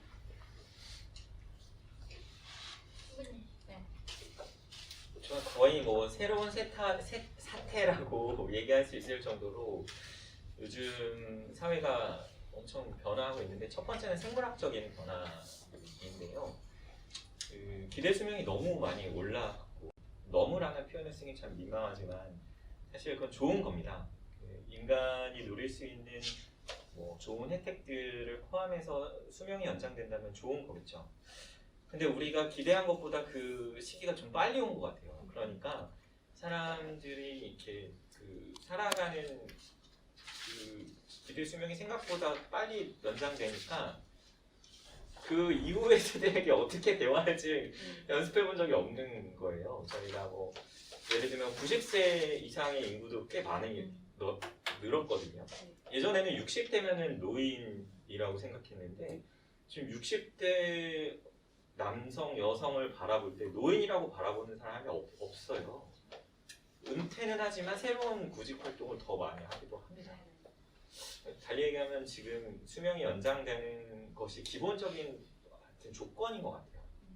그러니까 그런 세대를 우리가 마주해 본 적이 없기 때문에 점점 올라가는 세대에 대해서 어떻게 대화해야 될지는 젊은이들도 그렇고 40대도 그렇고 50대도 그렇고 연습해 본 적이 없는 거죠.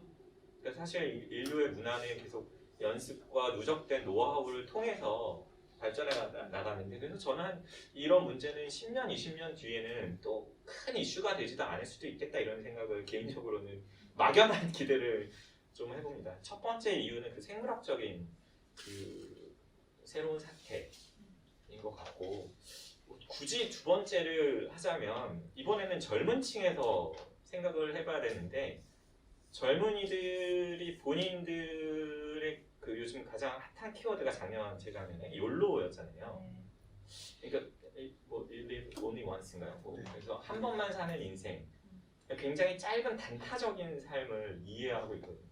마치 나에게는 그 60대가 없는 것처럼, 60대를 준비하지 않는 것처럼, 50대를 준비하지 않는 것처럼. 근데 그 이유도 구조적으로 있습니다. 아까 젠마자매님이 얘기해준 부분이 저는 포함이 돼 있다고 생각하는데 그럼 그 문화가 왜 젊은이들에게 매력적이었을까? 그게 진정한 매력인지 모르겠어요. 지금은 굉장히 좀 허탈해할 것도 같아요. 어떤 면에서 그 욜로의 문화 안에서 놓여 있으니까 저는 그건 청년 세대의 잘못도 아니고 이 구조가 가져다준 큰 질문이라고 생각합니다. 그렇게밖에 생각할 수 없는 2020년, 2021년을 만든 거죠. 뭐 팬데믹을 포함해서. 그래서 그 두 가지 그러니까 젊은이들에게 심어져 있는 이 단타적인 삶을 살아야 된다라는 뭐 비트코인이 대표적이죠. 단타적인 삶을 추구하게 만든 이 사회 구조도 좀 문제인 것 같아요. 그거를 제가 뭐 다 분석할 힘은 없어요. 근데 그냥 현상으로만 보자면 젊은이들은 단타적인 삶에 많이 꽂혀 있고, 그러니 당연히 그 이후의 세대, 혹은 선배 세대, 혹은 부모 세대, 심지어는 할아버지 할머니 세대에 대해서는 당연히 그 여력을 줄 수가 없는 거죠. 내 단타적인 삶을 지금 이 순간에 채워나가야 되는데 급급하기 때문에 그렇습니다. 그 하나는 생물학적인 변화고 하나는 분명히 그 단타적인 삶을 추구하는 문화라고 좀 생각이 듭니다. 또 나머지 네, 저 마지막으로 하나 더. 왜냐면 아까 신부님 말씀해주신 것 중에 미디어와 젊은이들의 언어를 공부하고 그들이 소통하는 방식에 따른 뭐 채널을 활용하고 그 매체와 채널에 익숙해질 필요가 있다. 매력은 젊은이들의 눈과 귀의 감각적인 부분을 존중한다는 의미로 읽을 수도 있다. 이 부분이 저는 되게 재미있게 와닿았는데요. 우선 MZ세대도 사람이에요. 그러니까 가슴으로 느낄 수 있어요. 저희도 막 눈과 막 이런 그런 막 현란하게 하지 않아도 진정성을 다 느끼고, 그리고 중요한 건 지금 뭐 젊은이들이 소통하는 채널 제일 핫한 게 틱톡이죠. 노인 세대 굉장히 많이 쓰고 있고요. 어르신들 유튜버 진짜 많아요. 그래서 이거를 그냥 그 플랫폼이 중요한 건 아닌 것 같아요. 저는. 그래서 이거를 젊은이들과 소통하기 위해서 노인 세대가 그거를 활용할 줄 알아야 된다라는 것도 어떻게 보면 저는 자본주의적 시각이라고 생각을 합니다. 그냥 각자가 자기 자리에서 할 수 있는 역량을 최대한 발휘하면 된다고 생각을 해요.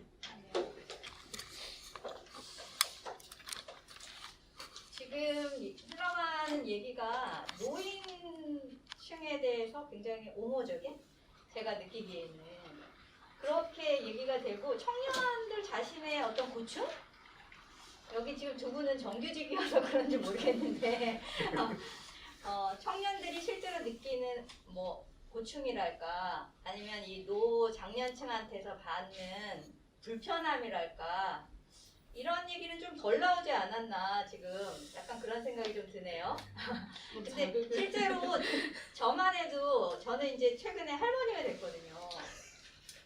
근데 아이들, 저희 이제 딸애들 세대랑 저랑 이제 세대 차이가 나잖아요. 그러니까 집안에서도 대화를 할 때 정말 같이 공유할 수 있는 대화 말고 네. 깊은 대화를 할 수 있는 때가 그렇게 많지 않거든요. 근데 하물며 가족끼리도 이런데 생명부지에 모르는 세대끼리 대화를 촉진한다는 게 사실은 쉬운 일은 아니죠. 근데 오늘 우리 이 세미나 내용이 평화와 관련된 거잖아요. 특히 평화라는 문제와 관련해서 그 중장년층과 청년 세대가 같이 터놓고 이야기를 해보자 라고 하면 아마 아무 얘기도 못할지도 몰라요.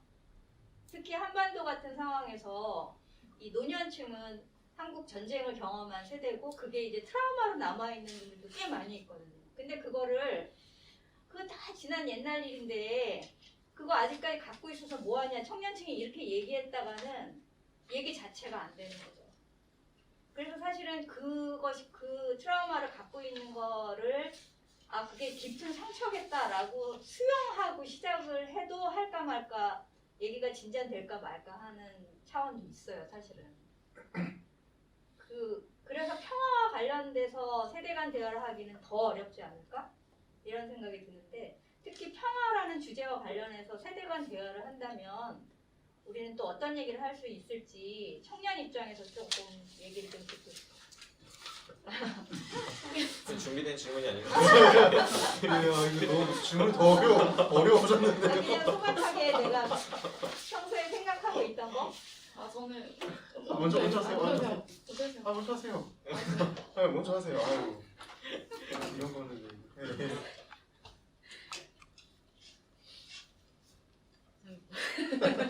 답사하니까. 네. 이 질문에 대한 답을 하려니까 갑자기 조금 어려워졌는데, 평화에 대해서 이은관 신부님 자료를 너무 많이 하셨네요. 아까 발제하신 내용 중에 대화는 출발, 목표는 협력, 그 파트 네. 중에서 평화는 선택이 아닙니다. 평화 외에 다른 선택은 없습니다. 뭐 이런 문장이 교황 있었어요. 대사님. 네, 교황님의 말인데, 교황 대사님. 대사님. 네.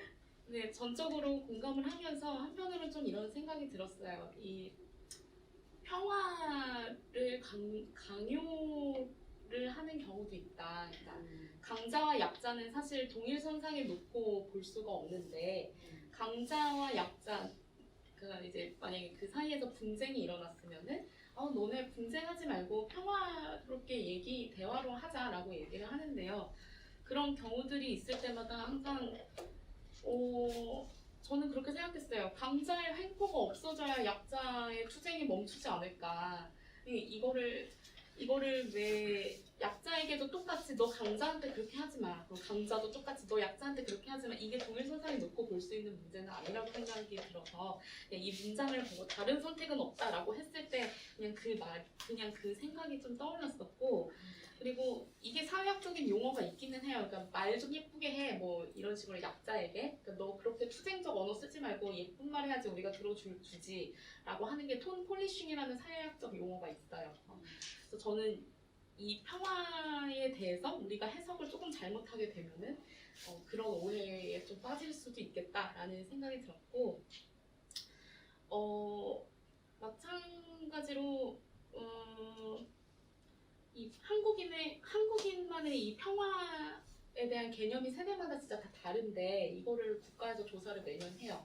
매년마다 그 통일연구원에서 한국인의 평화 의식 조사라고 해서 매년 이제 나오고 아직 2022년은 이제 시작됐으니까 아직 안 나왔는데 매년 그게 나와요. 그래서 그 조사 내용이 보면 한국인들이 갖고 있는 가치관이 어떤지 세대별로, 성별로 뭐 이렇게 나눈 것들이 있고 또 한국 사회가 전반적으로 이 1년 동안 어떠했는지를 평가를 하기도 하고 그리고 분단에 대해서 세대별로 어떻게 생각하는지 그리고 그 민족 간의 화해의 개념을 어떻게 여기는지 그리고 통일이나 대북 정책 등에서 어떻게 생각하는지가 이제 매년 조사하는 게 나오는데 내용을 자세히 제가 보지는 못했지만 이 조사 자료가 있으니 궁금하신 분들은 그거를 찾아보셔도 좋을 것 같다라는 생각이 들었고요.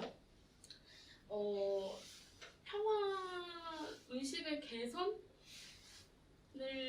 한다. 뭐 젊은이들이 아까 이제 뭐 평화에 대한 뭐 옛날 일인데 뭐 다 지금까지 끌고 와서 뭐해요라는 식으로 얘기를 하는 사람도 있겠지만 글쎄요. 그러니까 저는 젊은이들의 평화에 대한 의식을 어떻게 개선할 수 있을까에 대한 질문은 조금 회의적이에요. 우선 젊은이들이 평화에 대한 의식을 어떻게 여기고 있는지에 대해서 표준화된 자료가 일단 없어서 우리가 그걸 평가를 하기가 어렵고 그리고 기본적으로 개선이란 단어가 있는 거 보면 젊은이들이 갖고 있는 평화 의식에 문제가 있다라고 전제를 깔고 가는 거기 때문에 이건 역시 되게 기성세대적인 문제 제기가 아니었나라는 생각이 듭니다.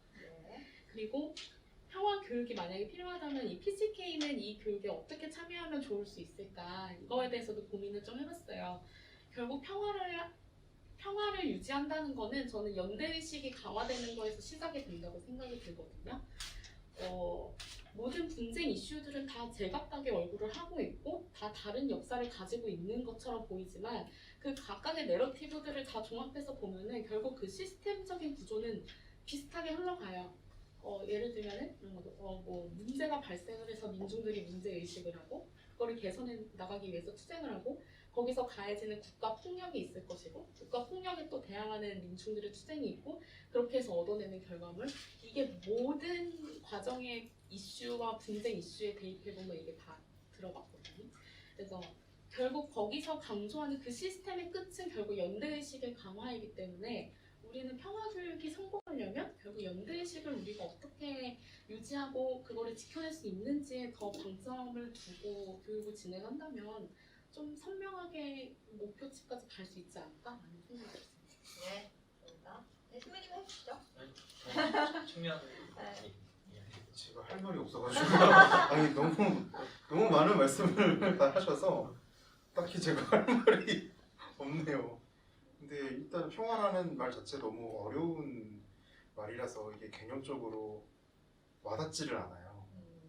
그래서 세대 간 어떻게 인식하는지를 아는 것도 중요한데 이 평화라고 하는 단어의 이 개념이 너무 어렵다 보니까 그냥 구체적으로 우리 전쟁하다가 무기 놓고 이제 그만 싸우자 하는 건가?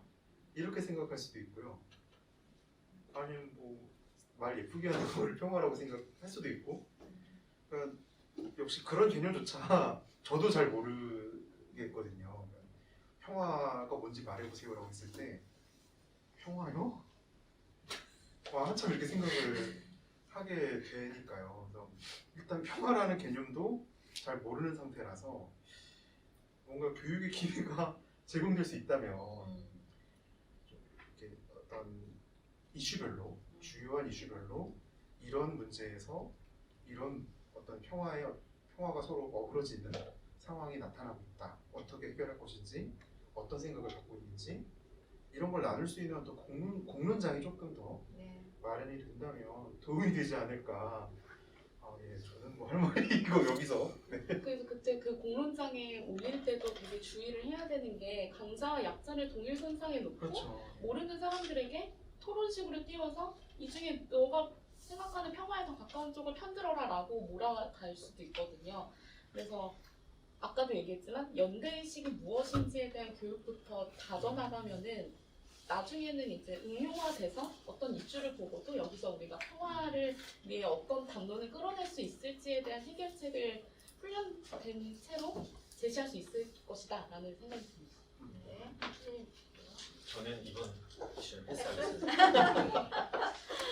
패스도 되는군요. 되는 거였어요? 지금 청년 말씀을 듣다 보니 저희 PCK에서 하고 있는 교육, 평화 교육, 그리고 평화 워크숍 이런 것들이 있거든요. 근데 그동안 2년 동안 한다고 해왔는데 뭐 코로나 때문에 대면으로 많이 못해서 저희가 앞으로 해야 할 역할이 참 많구나 이런 걸 새로 생각하게 됐고요. 이전수 씨가 얘기했듯이 평화라고 한 단어에도 굉장히 스펙트럼이 넓잖아요. 그 의미 스펙트럼이.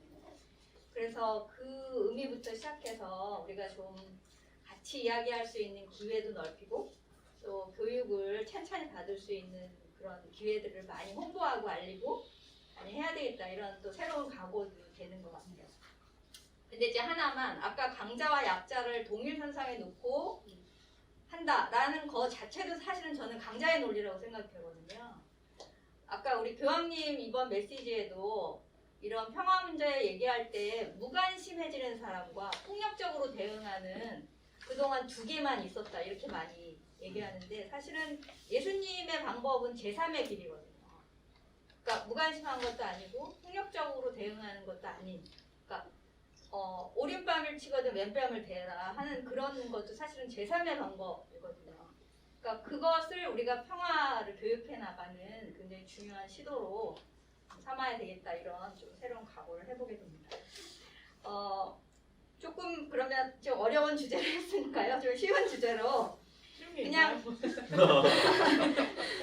청년들이 장년층, 중장년층, 노년층으로부터 대화를 시작하기 위해서 진짜 듣고 싶은 말이 있나? 중장년층으로부터 청년들이 좀 난 이런 뭐 격려가 됐든 뭐가 됐든 난 노년 중장년층한테 난 이런 얘기를 좀 들어보고 싶다 라는 게 혹시 있는지 편하지 않나요? 이런 주제는 그런 얘기 좀 나눠볼까요? 이것도 어려운데요. 그런 생각을 단 한 번도 해본 적이 없어요. 이거 오늘 이 기회에 한번 해보죠 우리 네. 이현수 씨부터. 그냥 아무 말 안 하셨으면 좋겠다. 맞아요. 너무 힘든 그 일상이 저는 이제 일을 하니까 출근을 하고 퇴근을 하고 이게 되게 반복이 되는 반복적인 일상이거든요.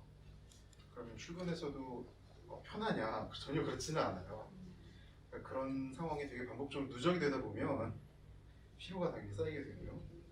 그래서 일단은 자기 시간을 가질 기회가 많이 없다는 생각이 들어요. 저도 그렇고 뭐 다른 저희 또래 일을 하고 있는 다른 청년들도 워낙 직장을 일을 해야 되고 집에서 쉬고 일을 해야 되고 집에서 쉬고 이게 반복이 되다 보니까 여가 시간을 제대로 누리기가 조금 어려운 상황인 거죠. 그러니까 그런 상황에서 장년층이 노인분들이 혹은 저희 부모님 세대가 무슨 말을 해주길 바라느냐? 그냥 아무 말 안 하시고 쉬라고 쉬라고? 네, 그게 제일 좋지 않을까 네. 그런 생각이 듭니다.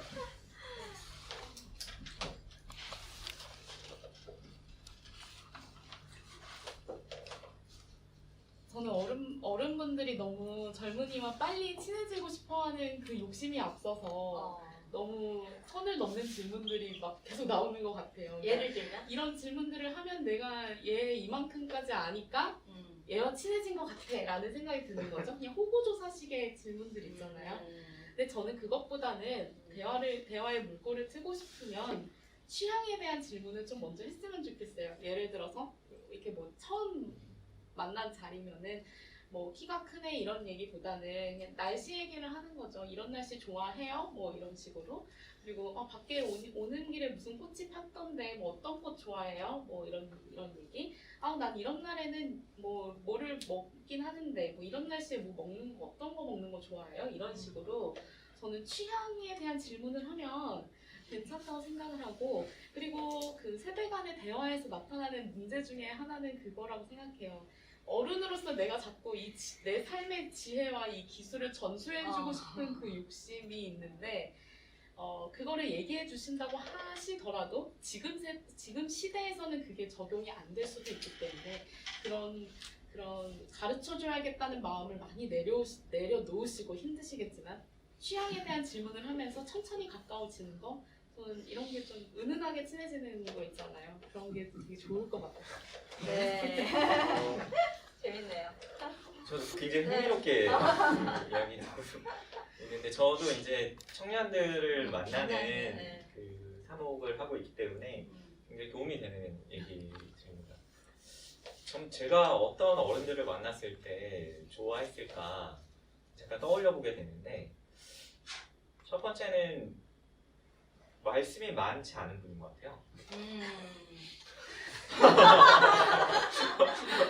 그러니까 라파엘 민정씨 형제도 그렇고 다른 분들 그러니까 이게 어른들만이 갖고 있는 고유한 편안함 같은 게 있는 분이 있어요. 네. 그거는 이제 말로써 풍기지 않는 그 뭐랄까요? 삶의 향기, 뭐 분위기 네. 그렇게 느껴지는 것이 있어요. 그게 하나의 모델이고 어. 또 하나는 정말로 젊은 감각인 신부님들 제가 생각할 때 연세는 있는데. 연세 있지만 그런 그분은 활동적이라는 것과는 다 달라요. 젊은 감각이라는 거는 저의 눈높이에서 대화할 준비가 되어 있다는 게 이렇게 느껴지는 분이 본인이 말씀을 많이 하진 않지만 제가 하는 언어를 듣고 아 그게 이런 거구나 이런 걸 얘기하는 거니 뭐 예를 들면 BTS를 얘기할 때 BTS가 무엇인지는 알고 계시는 거죠.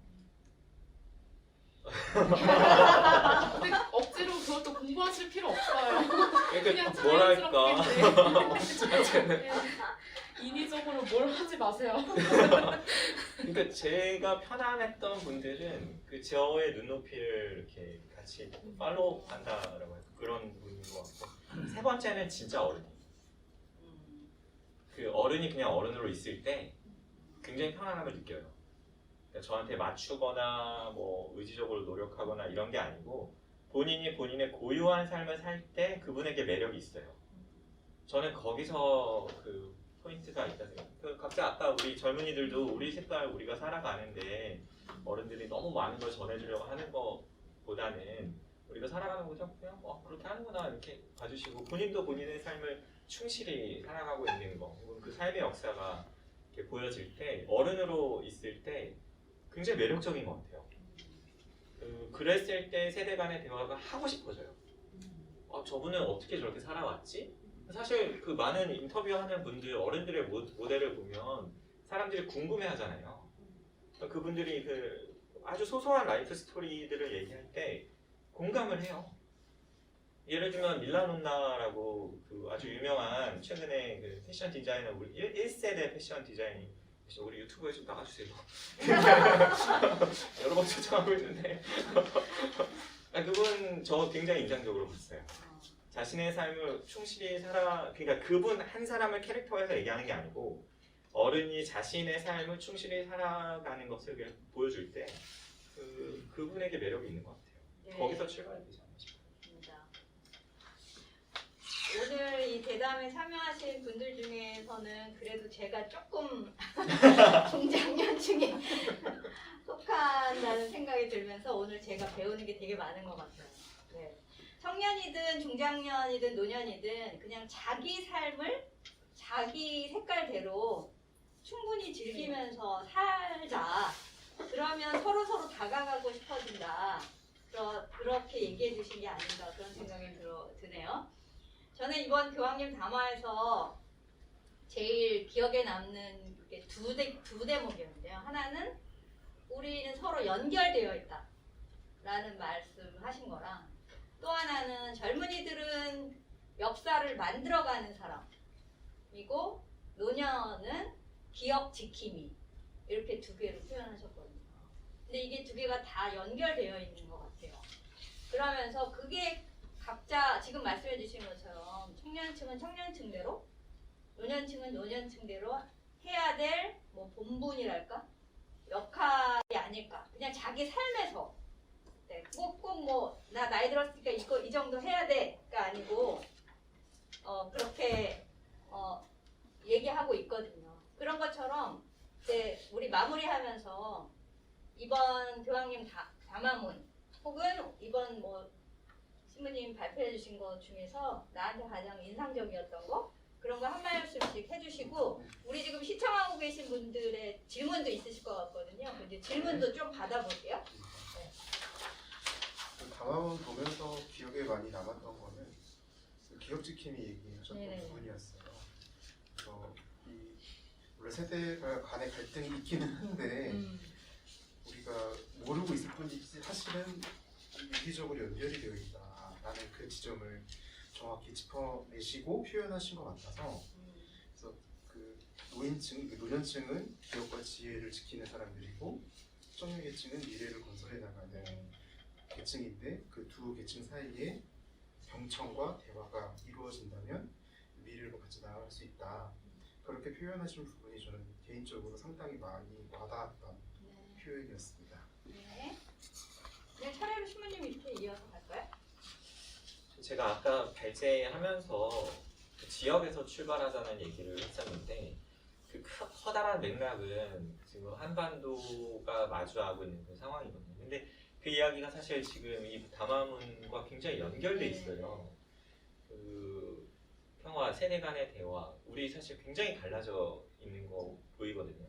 정치적인 이슈로도 마찬가지고 평화를 선택의 문제로 지금 갈라놓고 양쪽 정치 세력이 싸우고 있는 느낌도 있어요. 근데 교황님이 이야기하시는 것은 그때 대화를 포기해서는 안 된다는 거예요. 그 슈아레브 대사님이 강조했던 부분도 제가 느꼈을 때는 그때 언론사와 굉장히 뉴스를 많이 보시는 거라고 느꼈어요.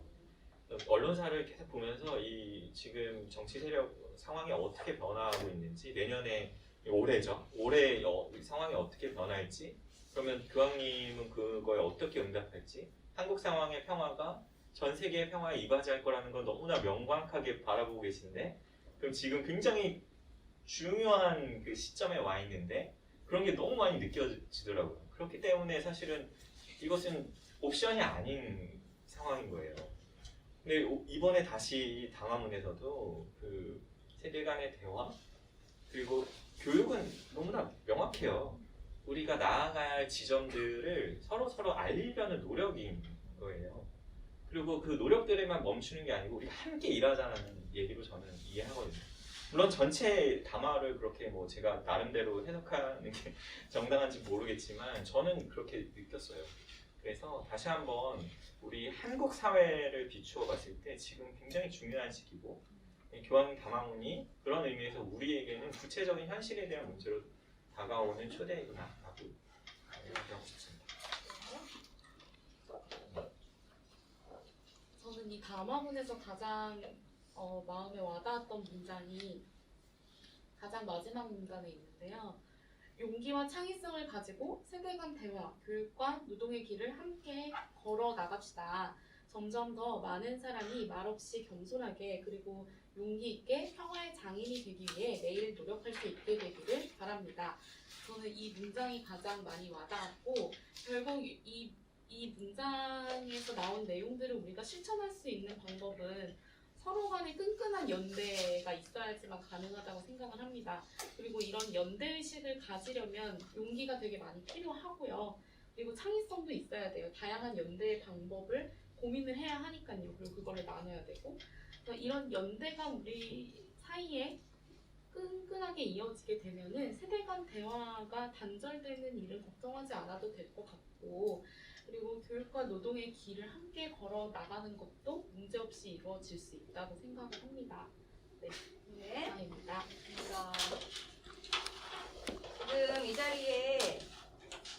지금 이 자리에 그 가톨릭 평화방송에서 뉴스를 조금 짧게 해서 이번 세미나 이 대담 내보내신다고 몇 분이 와 계시거든요. 혹시 이 자리에 계신 분 중에 질문 같은 거 여기 청년들한테 해주시고 싶은 건 혹시 없으실까요?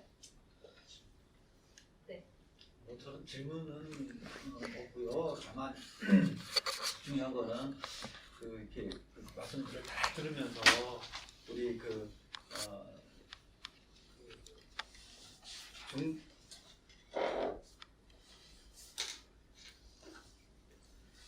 중장년층을 보면서 느끼는 부분들 중에 하나가 아까 택당 얘기도 하셨지만 중요한 거는 빈곤이나 이런 문제가 아니고 그 생각에 대한 부분들이에요. 그래서 자기 자신을 스스로 쇄신하고 혁신하고 바꾸어 나가려는 리뉴얼해 나가려는 노력이 없다면 이거는 단절은 이어질 수가 없다. 그래서 자기 자신을 성찰하는 일이 그건 뭐 노인 세대든 청년 세대든 또 중장년층 세대든 다 마찬가지다. 결국은 자기 자신을 계속 성찰하면서 자기 자신을 바꾸라고 성찰하고 또 그러면서 쇄신하고 이러는 노력은 죽을 때까지 계속돼야 되는 우리의 그 여정이다. 결국 그것이 없다면 결국은 그 완고하게 될 수밖에 없고 그 대화는 이어질 수 없고 또 우리 평화도 결국은 깨질 것이다. 그래서 결국 자기 자신을 바꿔 나가려는 노력이 모두에게 필요하다. 그거로 한번 말씀을 드리고 싶었습니다. 네. 저 여기서 잠깐만. 여기 혹시 없으세요?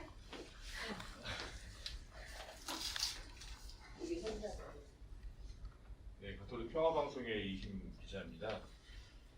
저는 그 대화, 세대 간의 대화에 대해서 좀 말씀을 드리려고 하는 게 있는데, 제 곰곰이 지금 세미나 참석하면서 기억했던 게, 제가 청년 시절에, 저는 이제 중년입니다만, 한 15년 전쯤에, 예, 그때 장가도 가기 전이고 20대 후반이었습니다. 그때 제가 청년으로 기자 생활하면서 이제 본당 생활을 했었는데, 그 본당의 본당이 하나의 세대 간의 대화할 수 있는 장소가 되지 않나 싶어요. 예를 들어서 우리가 2002년도 월드컵 할 때 모든 국민이 함께 나와서 거리에 응원했던 것들에 대한 좋은 기억이 있잖아요. 이걸 세대가 경험한 세대가 있고 경험하지 못한 세대가 있는데, 사실 그때 청년들, 뭐 청소년들, 뭐 어르신들 할 것 없이 모두가 다 기뻐하고 대한민국의 4강 진출을 굉장히 이렇게 거리에서 나누면서 그랬던 기억이 있는 건데, 너무 하나의 정말 거리에 그렇게 하나의 세대가 소통할 수 있는 장소가 됐고 기회가 됐잖아요. 그게 지금 우리 본당에서 이루어져야 된다고 생각을 하거든요. 제가 있었던 본당이 고덕동 본당인데, 지금은 그 본당이 아닙니다만은 거기서 이렇게 은퇴하신 분들이 몇 명이 나오셔서 청년들을 미사 끝나고 강좌를 한번 마련해 주신 적이 있어요. 그분들은 정말 기업인이고 기업을 잘 운영하셨고, 그리고 현재 기업을 운영하고 계시고, 직원들, 청년, 자식 같은 청년들을 꼭 뽑아주시는 그런 분들이셨거든요. 그러니까 정말 직장 가면 만나는 사장님, 회장님 이런 분들이셨어요. 그런 분들이 나오셔서 몇 시간 정도 시간을 내셔서 본인들이 청년 시절에 어떻게 일을 했고, 회사를 어떻게 만들었고, 어떤 어려움이 있었으며 지금도 어떻게 생각하고 있는지를 정말 가감없이 다 얘기를 해주셨는데, 그때 호응이 정말 좋았거든요. 몇십 명의 청년들이 와서 그 강좌를 들었는데, 그때 저도 50대 후반 60대가 되더라도 청년하고 마음이 다르지가 않구나. 예를 들어서 어떤 남자 회장님이셨는데, 저는 길거리에 예쁜 아가씨가 보이면 아직도 설렌다, 그런 말씀을 하시는 거예요. 그러니까 마음이 정말 청년같이, 몸은 늙었지만, 물론 결혼해서 그 아가씨를 데이트를 할 수 없고 그럴 수는 없겠지만, 그런 마음으로서 정말 청년들이 느끼게 뭘 느꼈냐면, 정말 나이는 있으시지만 정말 우리랑 생각이 똑같구나, 또 삶의 경험이 많으시기 때문에 우리한테, 청년들한테 나눠줄 수 있는 게 많구나라는 생각을 했거든요. 그런 것들이 하나의 본당의 공동체, 정말 친자들이 몇천 명 되는 본당도 많고 10,000명 단위의 본당도 있잖아요. 그런 것들이 하나의 소통의 장소가 되지 않을까 싶고, 그리고 사업자분들도 너무 이렇게 팬데믹을 통해서 친자들이 좀 많이 들어오지 못하는 그런 상황, 몇십 %만 미사 참여할 수 있는 그런 것들이 상황이 좀 안 좋을수록 오히려 세대가 함께 통합해서 미사하는 거죠. 어차피 청년들 나오라고 하면 몇 많이 못 나오고, 청소년 미사는 거의 뭐 사라지다시피 하고, 함께 통합해서 이렇게 미사를 하다 보니까 할아버지 할머니 손을 잡고 나오는 아이들도 있고, 중간에 부모님 세대들도 있고, 같이 이렇게 통합되는 모습을 볼 수 있었거든요. 그래서 지금이야말로 오히려 이런 팬데믹 기회를 통해서 본당이 새롭게 또 신앙인으로 다시 한번 회복되는 기회를 삼을 때, 그런 세대 간의 대화가 정말 통합할 수 있는, 다시 대화할 수 있는 그런 기회가 되지 않을까, 그렇게 생각을 합니다. 네. 감사합니다. 준만 씨 하고 싶은 네. 얘기 있어요? 의견을 듣고 몇 가지 생각이 났는데, 자기 성찰이라는 게 정말 중요하고 너무 좋은 얘기인 건 알겠으나, 빈곤 문제에 맞고요. 세대 갈등의 이유는 왜냐하면 자기 성찰은 어느 정도 여유가 있고 시간적인 여유가 있는 분들에게 좀 더 유리한 영역이라고 생각을 해요. 새벽 배송 노동자라든지 뭐 배달 노동자들 자기 성찰할 시간이 없어요. 왜냐면 시간이 곧 돈이기 때문에 밤낮 없이 일을 하고 그 시간 동안에 이렇게 돈이 있고 여유 있는 분들은 자기 성찰을 하실 게 분명히 있겠죠. 그럼 저는 이거를 빈곤 문제와 분리해서 볼 수는 없다고 생각을 해요. 그래서 반드시 이 사회 구조를 좀 보고 이 구조를 깨는 활동들과 작업들을 우리가 밑바닥에서부터 차근차근 하지 않으면 세대 갈등은 절대 없어지지 않고 자기 성찰도 물론 그 과정에서 같이 수반이 되면 좀 더 효율적으로 갈등이 해소되는 데 도움이 많이 될 거라고 생각이 듭니다. 그리고 기자님께서 해주신 자기가 청년이라고 생각되시는 분이 이제 그런 생각을 하고 계신 그런 분과 같이 청년들은 함께 활동하기가 굉장히 부담스럽습니다. 네. 그것도 15년 전 얘기인가요, 그러면? 저도 자, 네. 네, 짧게 네. 뭐 성찰 저도 중요하다고 생각하는데 구조적인 문제를 보셨으면 좋겠어요. 성찰 너무 종교적인 삶이고요. 일반적인 삶을 사는 사람들은 그렇게 종교적인 의미 아니면 뭐 자기를 들여다보는 어떤 인문학적인 여유가 방향에서 없다. 그런 걸 할 수 있는 구조가 아니거든요. 그래서 그렇게 말씀하시는 거 너무 폭력적인 것 같다고 저는 느껴지고 그리고 15년 전이기는 한데 그게 어떻게 공동체의 모습이 될 수 있는지 제가 듣기로는 성희롱이나 성범죄에 가깝게 느껴지거든요. 그래서 그렇게 어떻게 공동체를 회복하는 원형으로 볼 수가 있고 아름답게 추억하실 수 있는지는 저는 좀 되게 당황스럽고 놀랍습니다. 그거 그냥 이 나이여도 젊은 사람 보면 그냥 존재 자체로 되게 좋다 그런 얘기지 뭐 그거를 막 네, 이렇게 근데 그 시간은 좀 그런 얘기를 이제 막 대놓고 했다가는 이제 요즘에는 좀 큰일 아니 나긴 어쨌든 하죠. 속으로 그렇게 생각하시는 분과 그리고 그리고 그렇지 않고 되게 담백한 생각, 그냥 젊은이를 보고 이 친구의 열정을 내가 네. 같이 나누고 싶다라고 생각을 하시는 분에 대한 약간 기만이라고 생각을 맞아요. 하시라고 그분은 스스로. 네. 그러니까 용어 하나를 정말 주의해야 한다라는 대표적인 지금 우리 사례를 실제로 보고 계신 것 용어가 같아요. 아니에요. 용어를 떠나서 인식이 수반되어야 되는 부분. 진정한 세대 간의 갈등을 보고 네.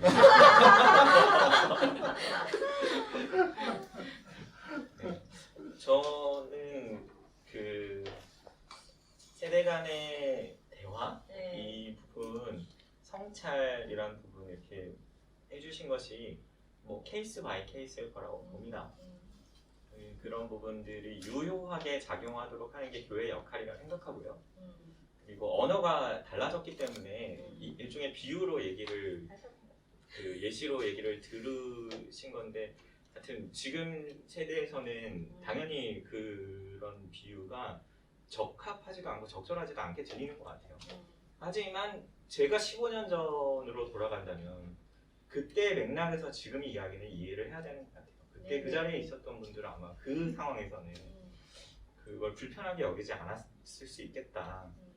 지금은 근데 훨씬 언어가 민감해졌고 세분화돼 있고 그것이 이제 지금의 세대를 이야기하고 있지 않나 생각합니다. 지금 아주 좋은 샘플을 모양이 보죠. 네. 갖춰졌어요.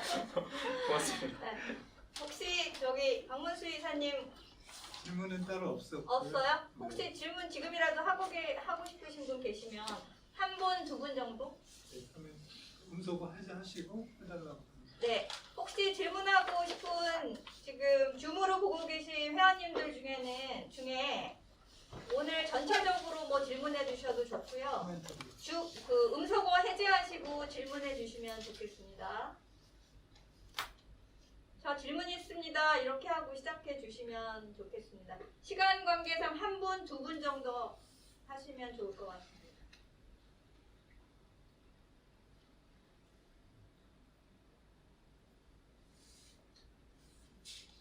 없으실까요?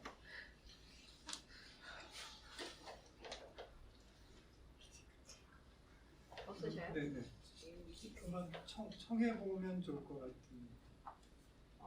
네, 우리 여기서 지금 수행들이 많이 들어와 계시고요. 네.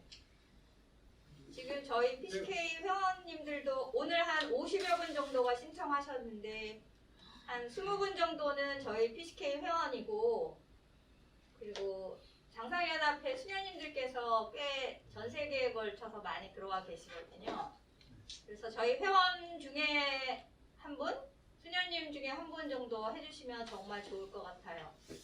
우리 회원 중에 변정의 도메니코 네. 님이라고 조금 연세 있으신 분 네네. 한 분하고 아 질문하실 아니요 그냥 청해서 한번 아, 들어봤으면 좋겠어요. 혹시 변종영 선생님 지금 뭐라도 질문이나 아니면 코멘트도 좋습니다. 좀 나눠주시면 어떨까요? 음소거 해제하시고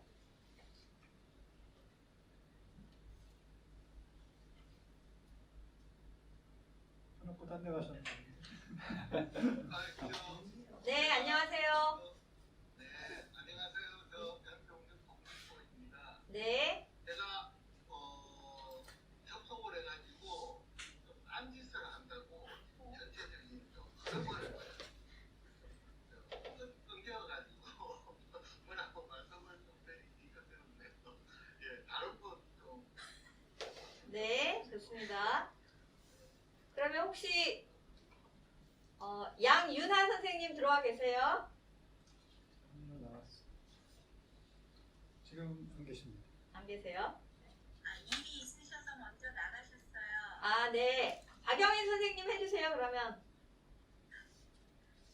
네, 안녕하세요. PCK에서 평화공부했던 박영인 루치아입니다. 네, 채팅방에 있었었는데 그 세대 간의 갈등, 담론 이런 것들이 모두 언론들이 주장을 한다라고 저는 생각을 해요. 그래서 이런 정경 민첩의 고리가 끊어지고 실제 변화가 되어야만 한다. 구조적인 변화를 이루어서 세대 간 갈등도 담론이라는 그런 말로 끝나지 않고 그리고 우리 또 장년이나 노년층의 공감이나 경청을 습관화할 필요도 있고요. 우리도 언론에서 많이 이야기를 하죠. 노년들은 젊은이들과 함께 어울리기 위해서 무언가를 해야 된다는 유행처럼 이렇게 떠도는 것이 너무 많아서 그 유행에 휘둘리지 않는 가치관이 필요하다고 저는 생각을 하거든요. 네, 예, 그리고 평화란 마음의 평화가 중요한 게 아니라 의식주가 해결이 돼서 인간적인 삶을 영위할 때 평화라는 단어가 와닿지 않을까 싶습니다. 네. 이상입니다. 네, 고맙습니다. 질문이라기보다 오늘 얘기 들으시면서 느낀 점, 그리고 특히 언론이 이 세대 간 대화 얘기를 더 좋게 하는 것 같지만 갈등을 부추기는 역할을 한다. 이런 구조적인 얘기 해주셨어요. 고맙습니다. 혹시 수녀님 가운데 질문하고 싶으신 분 계시지 않을까요?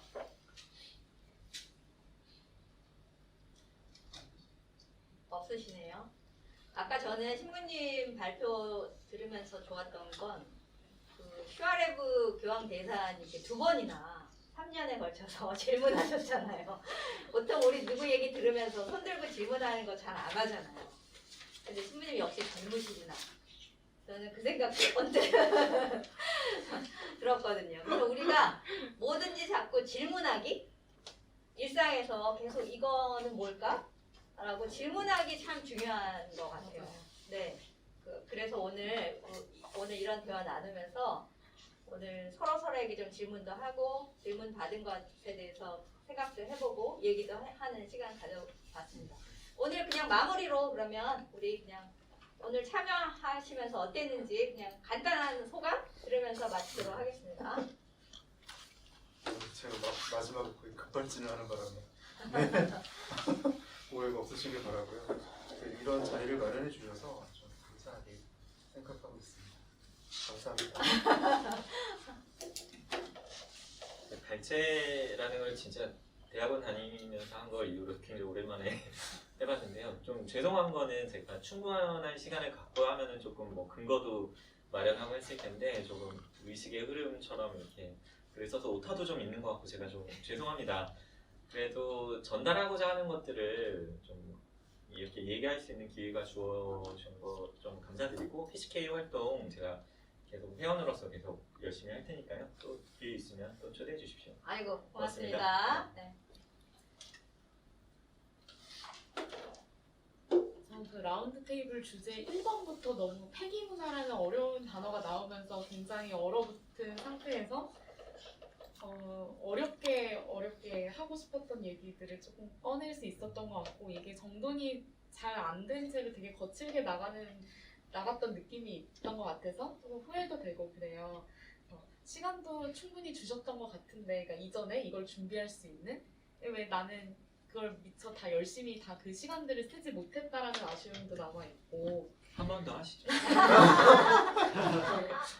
말로 하는 게 너무 어려운 것 같아요. 네. 맞습니다. 고맙습니다. 네.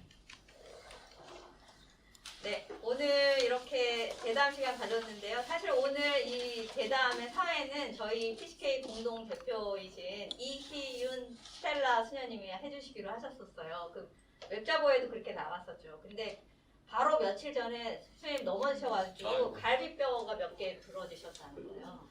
그래도 장까지는 해치지 않아서 지금 그냥 가려 중이세요. 그래서 오늘 함께하지 못해서 너무 미안하다 몇 번이나 말씀해 주셨는데, 오늘 이렇게 줌으로 보고 계신 회원님들과 수녀님들, 우리 이희윤 수녀님 잘 회복하시도록 모두 기도해 주시면 좋겠습니다. 그리고 수녀님 대신해서 오늘 제가 했는데 혹시 뭔가 좀 부족하지 않았나 이런 생각이 많이 들고요. 수고하셨습니다. 앞으로 저희 PCK가 하는 활동에 모두 좀 열심히 성원해 주시면 좋겠고요.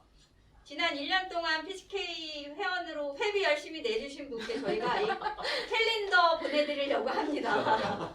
앞으로 많이 성원해 주시면 좋겠습니다. 오늘 함께 해주신 부모님, 라파엘 씨, 백마 씨 고맙습니다. 고맙습니다. 네, 수고했습니다. 감사합니다. 안녕.